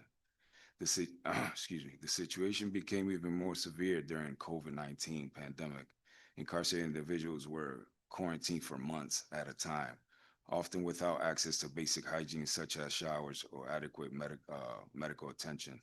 Isolation, fear, and neglect took a serious toll. Over the years, I've watched friends grow sick, deteriorate, and pass away under these conditions.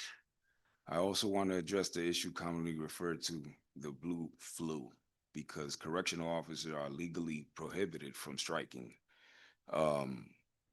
Mass callouts became a form of protest, leaving facilities dangerously unstaffed. They directly engage incarcerated individuals and medical staff alike. This issue cannot continue to be ignored. Accountability must come from the top, from commissioner and senior leaders. If individuals in positions of authorities are unwilling to ensure safety and humane treatment, then changes must be made. Real reform requires more than words. It requires thorough investigation, accountability, retaining, and when necessary, removing those who abuse their power. I strongly believe body cameras should be mandatory not only to protect incarcerated individuals, but also to protect staff and ensure transparency on all sides. After 28 years of incarceration, I came home just over a year ago. My experience is not unique. What I endure reflects on border systemic failure that must acknowledge and be addressed. Science allows the cycle to continue. Speaking up is the first step towards change. And I hope we work together and do something.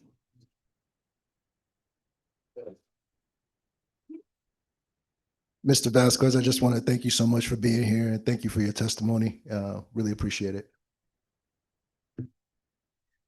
Online, we have Josiah Schlee. Hey, can you hear me okay? Go right ahead.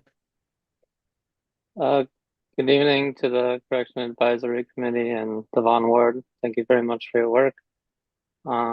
Here to, on behalf of my friend who's in Cheshire Correctional and facing a 9-year federal sentence, as at his sentencing after only a few months of incarceration at both HHC and Cheshire, I unfortunately noticed the light in his eyes is gone.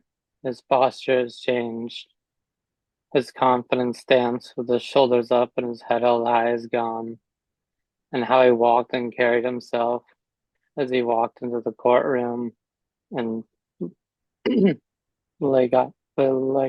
leg chains is extremely degrading. And it is clear that no growth or meaningful change will come of this incarceration. We know about the heat situation at Cheshire, at which he is currently incarcerated, and I wanted to add the detail that was mentioned earlier about blankets and sweatshirts, and my friend who is an inmate there has stated that no blankets or sweatshirts were provided even for the elderly, and that if they did want blankets or sweatshirts, they had to purchase them for, I believe, $30 or more. The PROTECT Act, incarcerated individuals report being placed in restrictive housing for nonviolent disciplinary issues time and time again without declared emergencies or written justification. My close friend who also entered DOC custody with documented mental health needs, only received medication and proper psychological assessment only after 10 months of incarceration. He received his first dose of Prozac. His cellmate passed away unexpectedly. He was given no clinical follow-up, no trauma support, and no cell movement despite explicit requests for movement. Our state has historic reserve levels, billions in surplus, and stabilization state funds to spend. This is a choice. Our state social equity director, Brandon McGee, cheered on HB 781, the Hemp and Cannabis Task Force, which targets and arrests the same people of color who cannot afford to enter the legal cannabis market.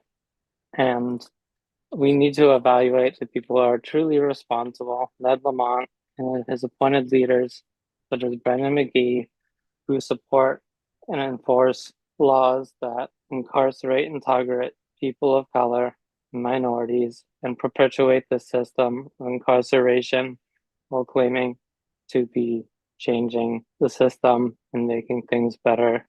And I'm sorry this is emotional. I had a hard time submitting written testimony. The date wasn't apparent on the form, but I'll make sure that I get written testimony in. And thank you, Devon Ward, and thank you everyone for your time. Thank you so much for joining us tonight. Appreciate your testimony. Thank you. Next, Patricia O'Rourke. Welcome.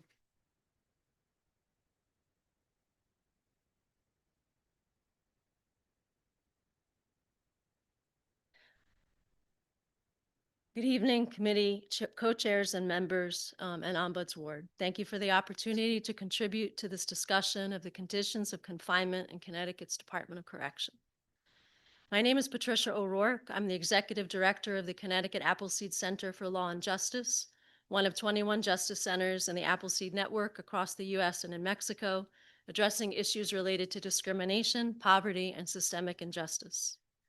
I'll just make a few brief remarks of my own tonight. My primary reason to be here is to share the words of two people who are currently incarcerated in our system.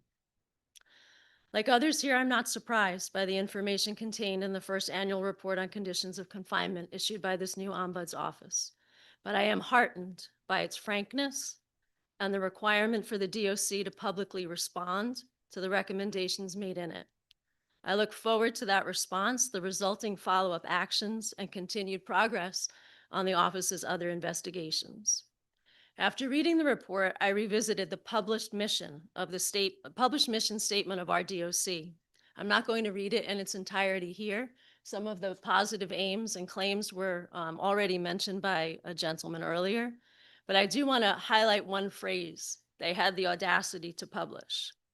That's an unwavering respect for the human dignity of staff, victims, citizens, and offenders. And while I may disagree at how they categorized human beings in the very sentence in which they referred to unwavering respect for human dignity, I ask that the committee keep this statement written by the DOC in your mind as you consider the findings of this report, the experiences you've heard tonight. They had the audacity to publish it. We should follow up on it. We have been conditioned to expect and accept far less. Now I'd like to read two letters from folks who are incarcerated in the DOC. And now that I know you will have the opportunity to see me read your words, I want to thank you for sharing them and assure you that your words matter and sharing them with us tonight matters. The first is from a person incarcerated at Cheshire. Two of the biggest problems in the system that should be addressed are the quality of food we're being served and the base inmate pay.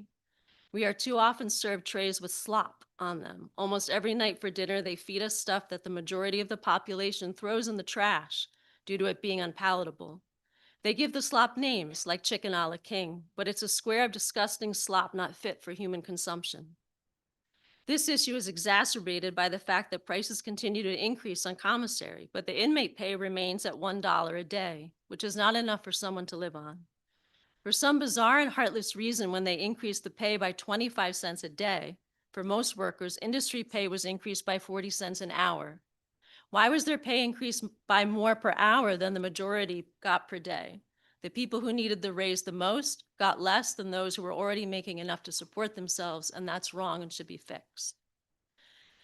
I'm gonna give you some grace because I know you're reading testimony of other folks. So we're gonna give Second you. one short. Yeah, we'll give you 3 minutes for Second each letter? of the folks you're reading for. Second letter is from a person incarcerated at York.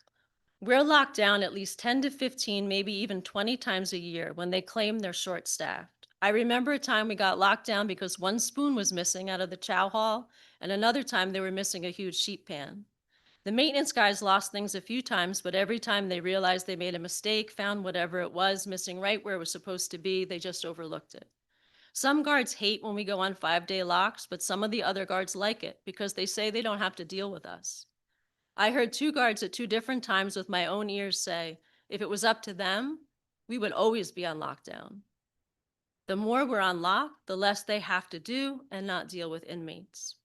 And then lastly, I just want to end with a quote from James Baldwin, writer and civil rights activist who himself experienced incarceration. Neither love nor terror makes one blind, indifference makes one blind. Thank you for your time, and I hope we all work together to eradicate that difference to the dehumanizing conditions in the DOC. Thanks, Patricia. Thank you. Attorney Word, in that testimony raised for me some of the challenges that we face when we are told that the labor movement is building power. And yet to hear that folks have frozen wages, who are incarcerated people, whose work is what DOC relies on to keep those facilities moving. And I continue to wait for the labor movement to meet incarcerated workers where they need them, to leverage collective bargaining on their behalf so that the wages they benefit from on an ongoing basis when they collectively bargain, incarcerated people will also benefit from, and hope that that's something your office can consider as you think of your work moving forward. I just want to speak to that issue, and I think it's a great point to highlight. I did have conversations with Senator Julie Kushner, who's the head of our labor committee here in the state. I believe in 2024, the legislature voted to increase the raises of incarcerated workers, but it's not enough. And what I discussed with Senator Kushner is setting that raise to the consumer price index. So each year we don't have to come here and set it to an arbitrary amount, and that it automatically increases as the cost of goods increases in the community. And so that's something she said, we could work on together, and I hope to bring it up this legislative session. So Happy to hear that. for Thank raising you. that issue. Okay, we have Nicole Gagnon.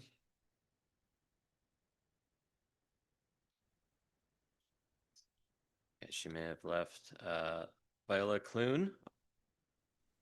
Hi there. ahead. Good evening, everyone. My name is Viola Clune. I'm reading testimony on behalf of Evan Holmes, who's currently incarcerated at Corrigan Correctional Center. What I'm reading is an excerpt of a piece that Mr. Holmes wrote entitled More Time, More Torture.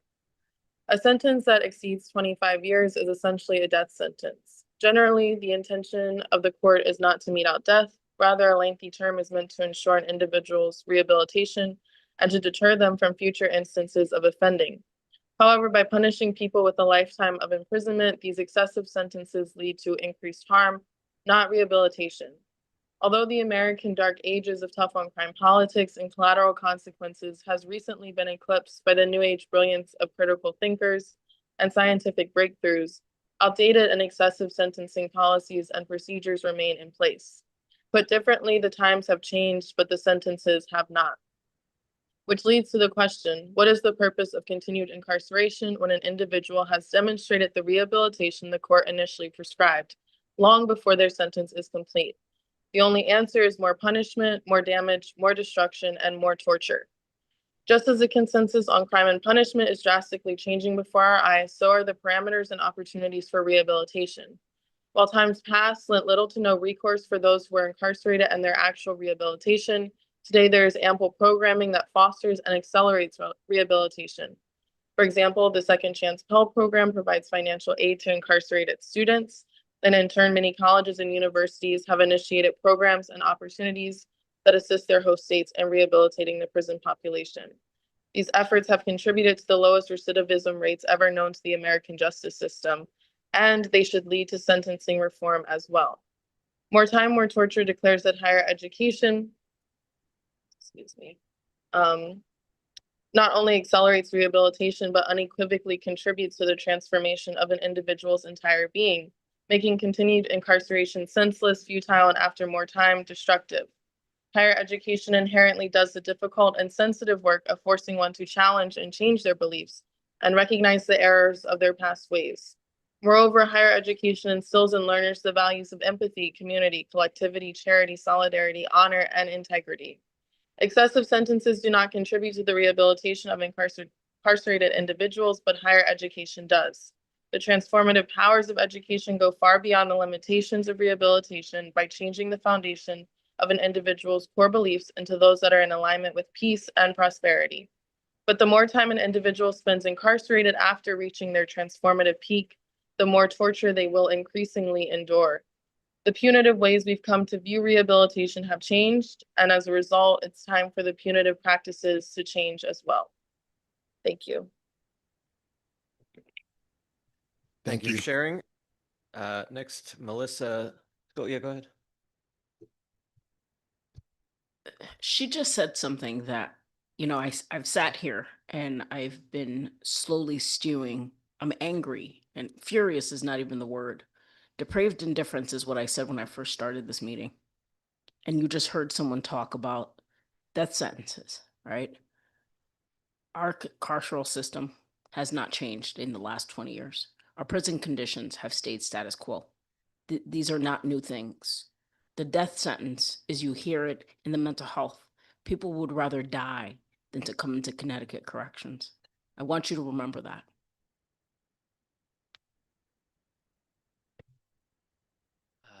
Melissa Sessa.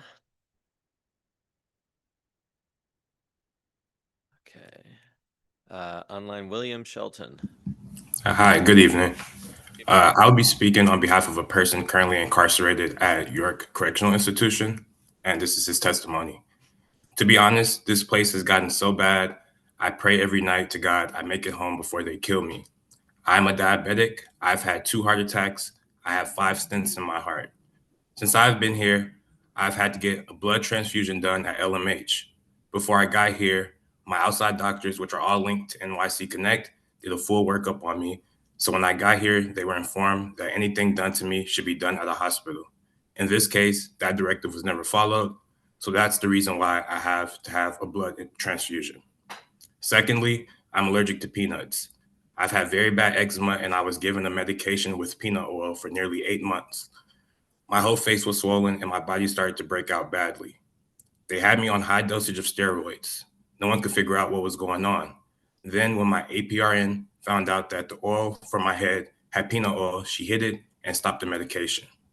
Then she went as far as saying I was getting the oil from my best friend. Due to the oil situation, my asthma started acting up.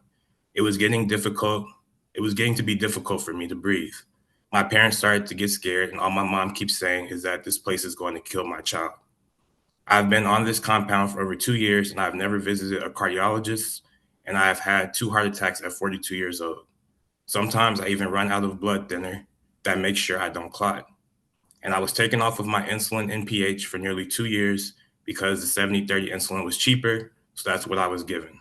Then my number kept being high, so 2.5 months ago, they put me back on the NPH when my mom threatened to call Channel 3. Thank you. Thank you very much. That was William Shelton. I think next is Martin Cannon. Or sorry, Cannon Martin, excuse me.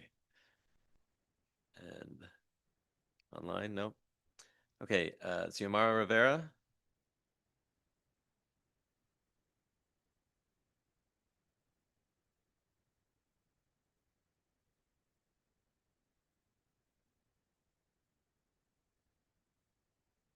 First, I would like to thank for everything that you guys been doing, and especially you. Thank you. I'm here as a mother.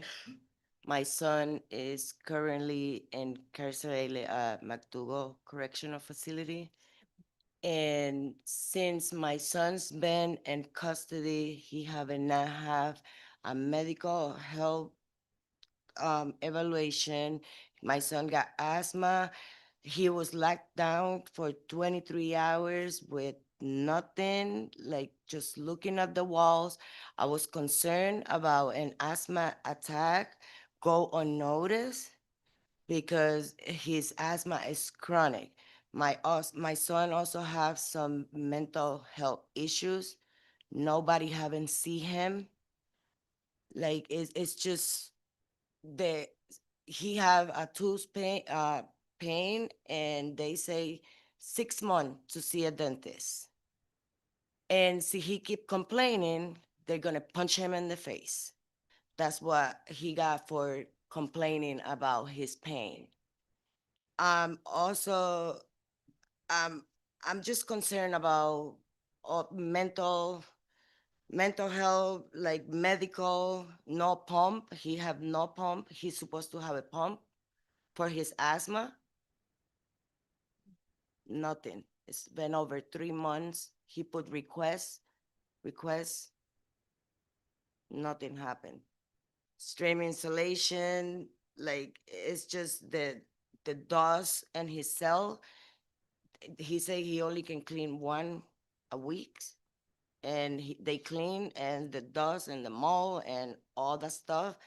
Right now, he keep calling me and say, my chest hurt, I got this. Nothing happened. Nobody listened to them. Nobody. I even write a report, I complain.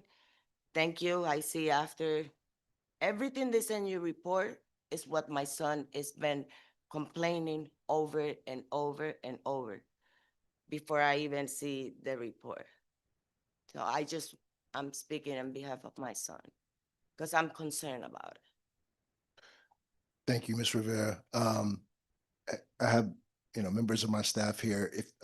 If you could try to get Ms. Rivera's son's name so we can try to follow up on his medical care to make sure he does get his Yes, I asthma. really appreciate it Sure. because I'm really concerned. I'm concerned as well. He's not sleeping, and the chest pain, and nothing happened. Yeah. Well, thank you for being here tonight and for advocating on his I behalf. come from Massachusetts. I came all the way here. I've been waiting because I don't know what else to do. Thank you. And he'll see this. Thank you. Thank you. Have a good night.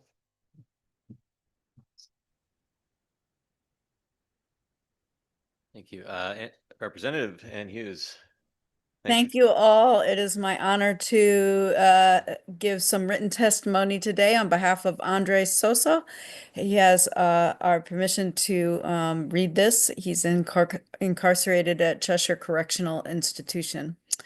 The DOC has eliminated many of the prison inmates' resources, which are now only benefiting a group of inmates by segregating those lucky inmates into certain units. Those are the chosen ones who will get access to a higher education, programming, and rehabilitation. There is a lack of staff in the inmates field, not enough mental health caseworkers who can tour per shift as required per the directive tour and inspection, nor can they follow up with therapy appointments on a regular scheduled timing. Cheshire has one mental health staff on second shift for over 800 inmates. There are no librarians in the resources center. It has been turned into a post by having a CO present instead. The rehabilitation changed is hard to come by. There is no structures. The people put in charge don't care as a whole. They only look out for inmates on a one-on-one basis. It shouldn't be like this. It is sad, and I see things getting worse before getting better. I am incarcerated since the age of 18 in 1997, 28 years now. It's sad to say when John Armstrong was the DOC commissioner, inmates had more resource availabilities, but you had two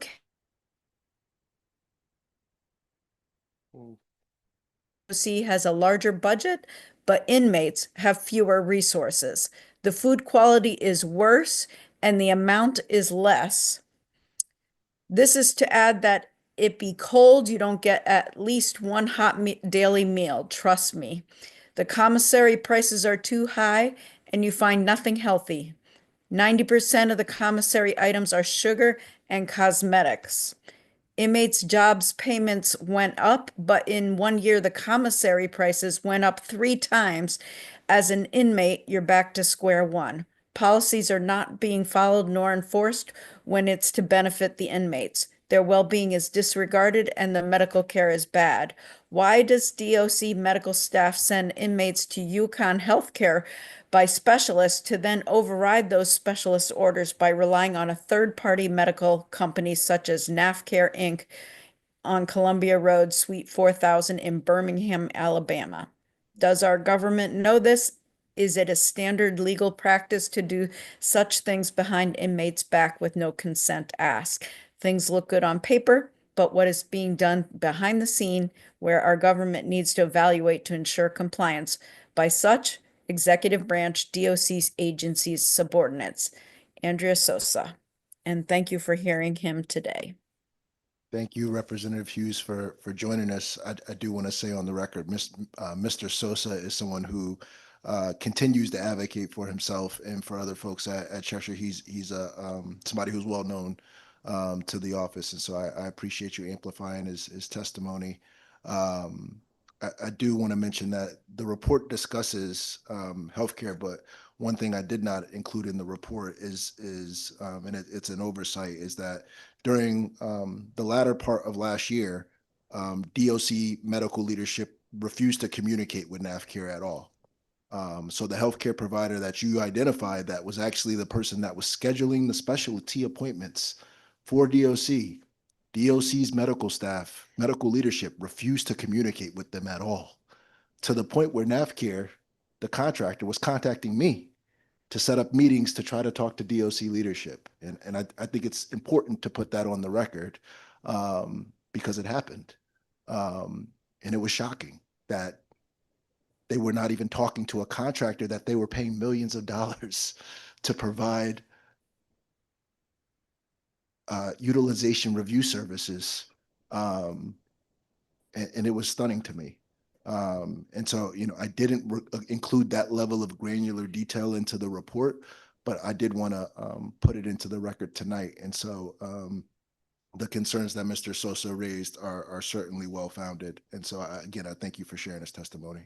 Thank you, Ombuds, and thanks to the whole committee. And I know the Government Oversight Committee will want to hear further evidence for their oversight hearings, and I will certainly be present at the February 10th appropriations. Wonderful to hear. Thank you again for joining us. And I believe Representative Hughes was our last person participating remotely. So I just want to briefly thank those who, as several put it, amplified the voices of prisoners who submitted testimony. I do think it makes a difference to hear those out loud. So we appreciate you volunteering in that capacity. Next in the room, I believe David Wash. Welcome. Yes, good evening. My name is David Wash, and I'm Legislative Director for One Standard of Justice, or OSJ. Today, I'm delivering a story on behalf of one of our members about a friend he lost while incarcerated, a man I'll dub as Andy. Andy died during the summer of 2023 while in custody because he was denied medical access multiple times. I'm honored to tell a story because, his life did matter. Andy sought help for filling out his medical requests. These repeated requests indicated he had shortness of breath, and he wanted to rule out cardiac issues. A few weeks after his last denial, he was wheeled out on a gurney while on oxygen. And this intervention unfortunately came too late, and he passed away shortly later. Andy's friend is still traumatized by the lack of humanity he witnessed during his incarceration and still grieves over the passing of his good friend. He just wants him remembered as a good person. This refusal to provide necessary medical help reflects an all too common lack of humanity within the correction space. And he was serving for over 45 years, so his medical issues should have been diagnosed. And now I can only hope that his family was given an accurate accounting of how his life ended. And I unfortunately don't have a tremendous amount of confidence in that. I guess lastly, what I want to do is, I'd like to thank you, the members of the committee, and actually everyone here in attendance for staying through this entire event. I feel like we're holding the space for all the stories that haven't been told. because they could fill this room. Well, that's all I have for now. Thank you. Thanks, David. Thank you.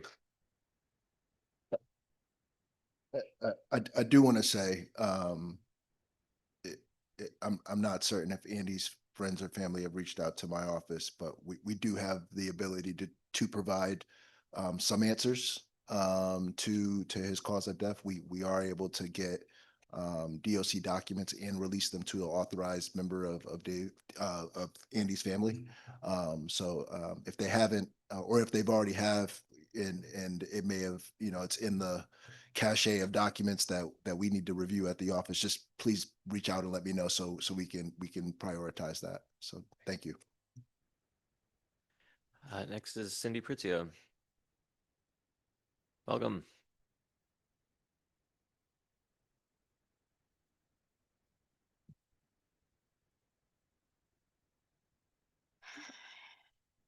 Okay, good evening. My name is Cindy Prizzio. I represent One Standard of Justice. For a person to walk out of a prison and come home, that's a miracle.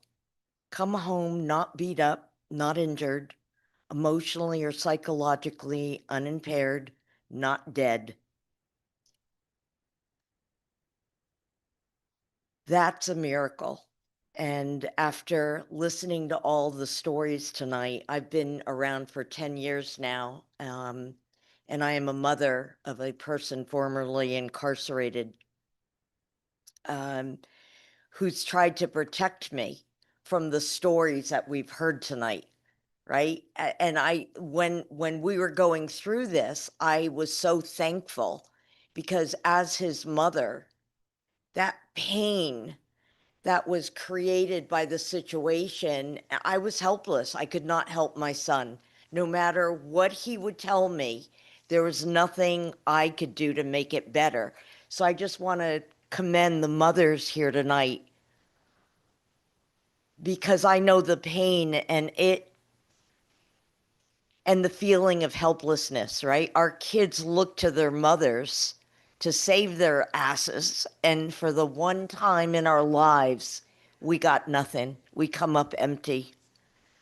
I want to start actually at the end of my testimony based on what I've heard tonight. We've heard all the stories. What I want to remind everybody that in the state of Connecticut, people who are incarcerated pay for the privilege of being incarcerated. And I was talking to one from my community over the weekend, and he had no idea. And I explained it to him. So I'm hoping with the OCO, and I certainly know the advocates in this room, we must change that statutorily. I'm ashamed of the state of Connecticut. I think we're one of 4 states that are outliers making people pay. So that's about $100,000 a year. For this, for what we've heard, rotten food, abuses, moral misconduct. Oh boy.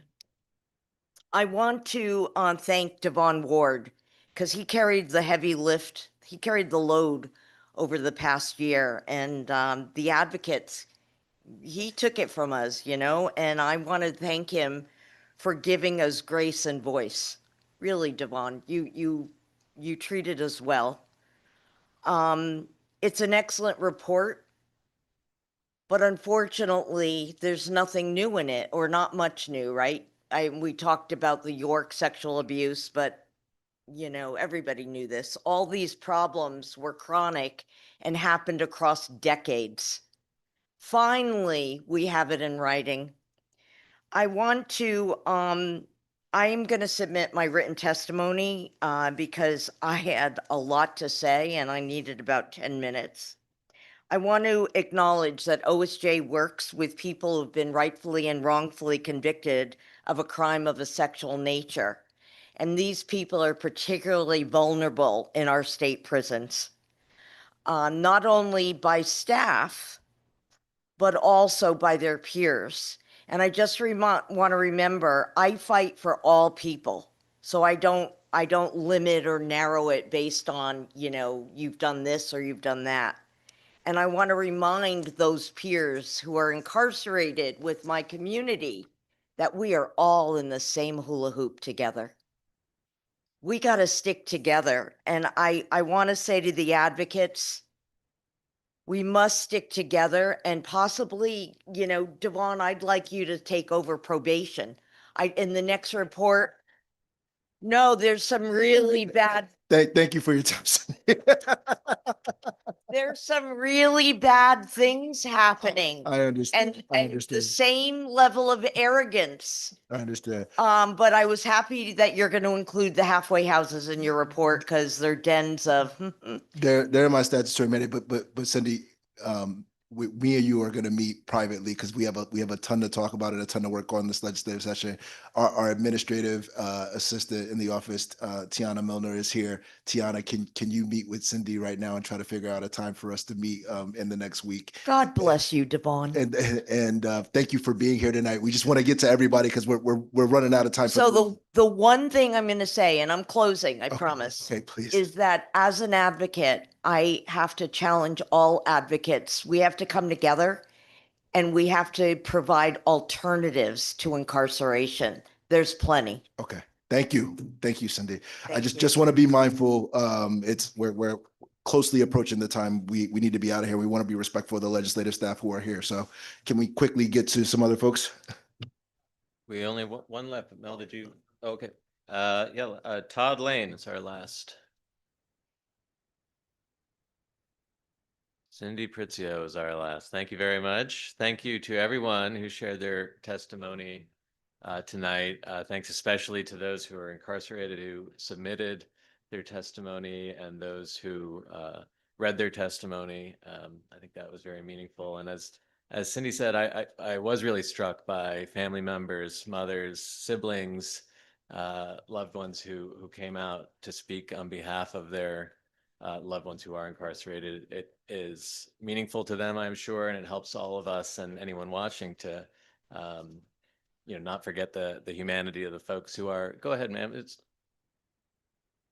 Yeah, we have one more. Come on up. We got to let Mr. Jeter speak, of course.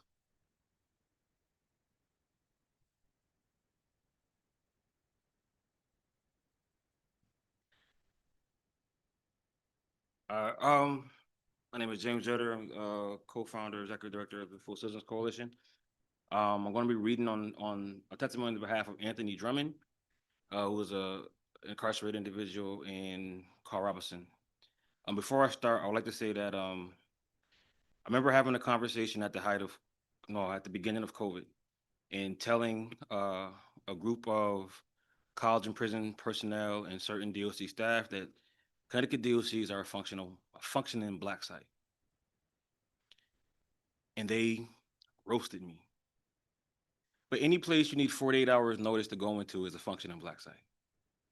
All right. All the conditions you see, you will never see when you go into DOC unless you have a position that allows you to go in without notice. Because what happens is the very people who are harmed are forced for those entire 48 hours to clean the entire prison. At threat of losing their jobs, at threat of being moved, they have to clean. They have to present a prison that doesn't exist and act in a way that is harmful to themselves. Right? Anthony Drummond says, year after year, we who are incarcerated face the same issues. I've been to several facilities throughout my time confined to these buildings. It appears medical attention is at the forefront of the list of things least prioritized. I speak from experience. As I write now, it's almost 9 months since I was placed on the list to see a doctor about an old wound I sustained to the head that suddenly became inflamed and swollen. You write about your health issues and receive no response because personnel don't want their names attached to anything that might become possible lawsuits upon filing the grievance process. Who are we kidding? You all know what's going on. Know where the taxpayers' money is going. The majority of the meals are slop-based and lack true nutrition and are slowly killing us. From the mass infusion of soy byproducts used to fluff the meals, You know we don't get enough out of cell time or movement in level 2 and 3 facilities that are supposed to be gearing up to send so-called reform individuals back to your communities. Who are we kidding? We know about the carve-outs, lack of programming for long sentence individuals placed on back burners because either your crime or length of confinement excludes you from reentry programs or reformation programs. Let's make it make sense and stop pretending we do not know what your money is going to. The small strides we have made are truly a slap in the face to prison reform and the people pushing to implement true change. It starts here inside the prison walls. I'm in a dorm with 80+ men who lay around and entertain criminality because your money is being misappropriated to vehicles and cameras instead of truly trying to improve conditions for damaged people who need help. Medical, meals, programming, and moving bodies should be taken seriously. Change is a fire that purges ailments that cripple a society and bring forth prosperity and longevity. Thank you. Thank you, Mr. Jetta. Appreciate you being here and for your organizing and reform efforts. We really do. Attorney Ward, I'm reflecting on both your report and all of the kind of summation of the testimony that we received today, particularly so many people here who have both family, sons and daughters in Connecticut's prisons. Your report, while not super direct on it, but certainly it's in this testimony, although it is included in your reports, that security rationale is being used, it seems, to justify routine deprivation is a growing concern, clearly, one that many of the people in this room and others have continuously expressed over decades. That control replaces care in one of the state's largest service-based facilities. That human dignity is treated as conditional, and that security even overrides accountability. So this report feels like it shows it's not just a failure to care about safety, but that the DOC system has come to equate safety with deprivation. That lockdowns can exist at the rate that they do to deprive in the name of security makes me question the ability of that system to do anything at all. And that equation is costing people their health, their dignity, their rights. And so I thank so many of the advocates, many of you who have dedicated years to this work. I'm thankful to this office that we have set up, and to the staff that have been added, and know that this is a really long road that we are all on collectively together. But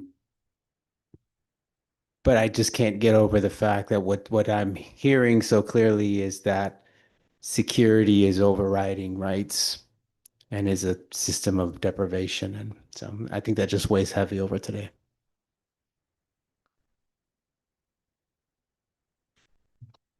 I'm not sure why people are surprised. The same words I keep hearing: depraved indifference. That's a legal standard, a legal definition.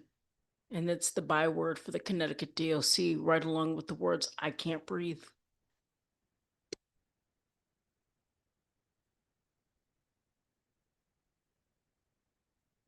Thanks. Devon, anything else you want to say before we adjourn? No, I so very much appreciate everybody sticking around and staying tonight. This is one of what I hope to be many opportunities to share the lived experience of folks. And so I won't belabor anybody. I have a lot of work to do, a lot of stuff to take in from tonight, and just really appreciate everybody coming out tonight. So thank you. Get home safe. Thank you. We are adjourned. Thank you, everyone.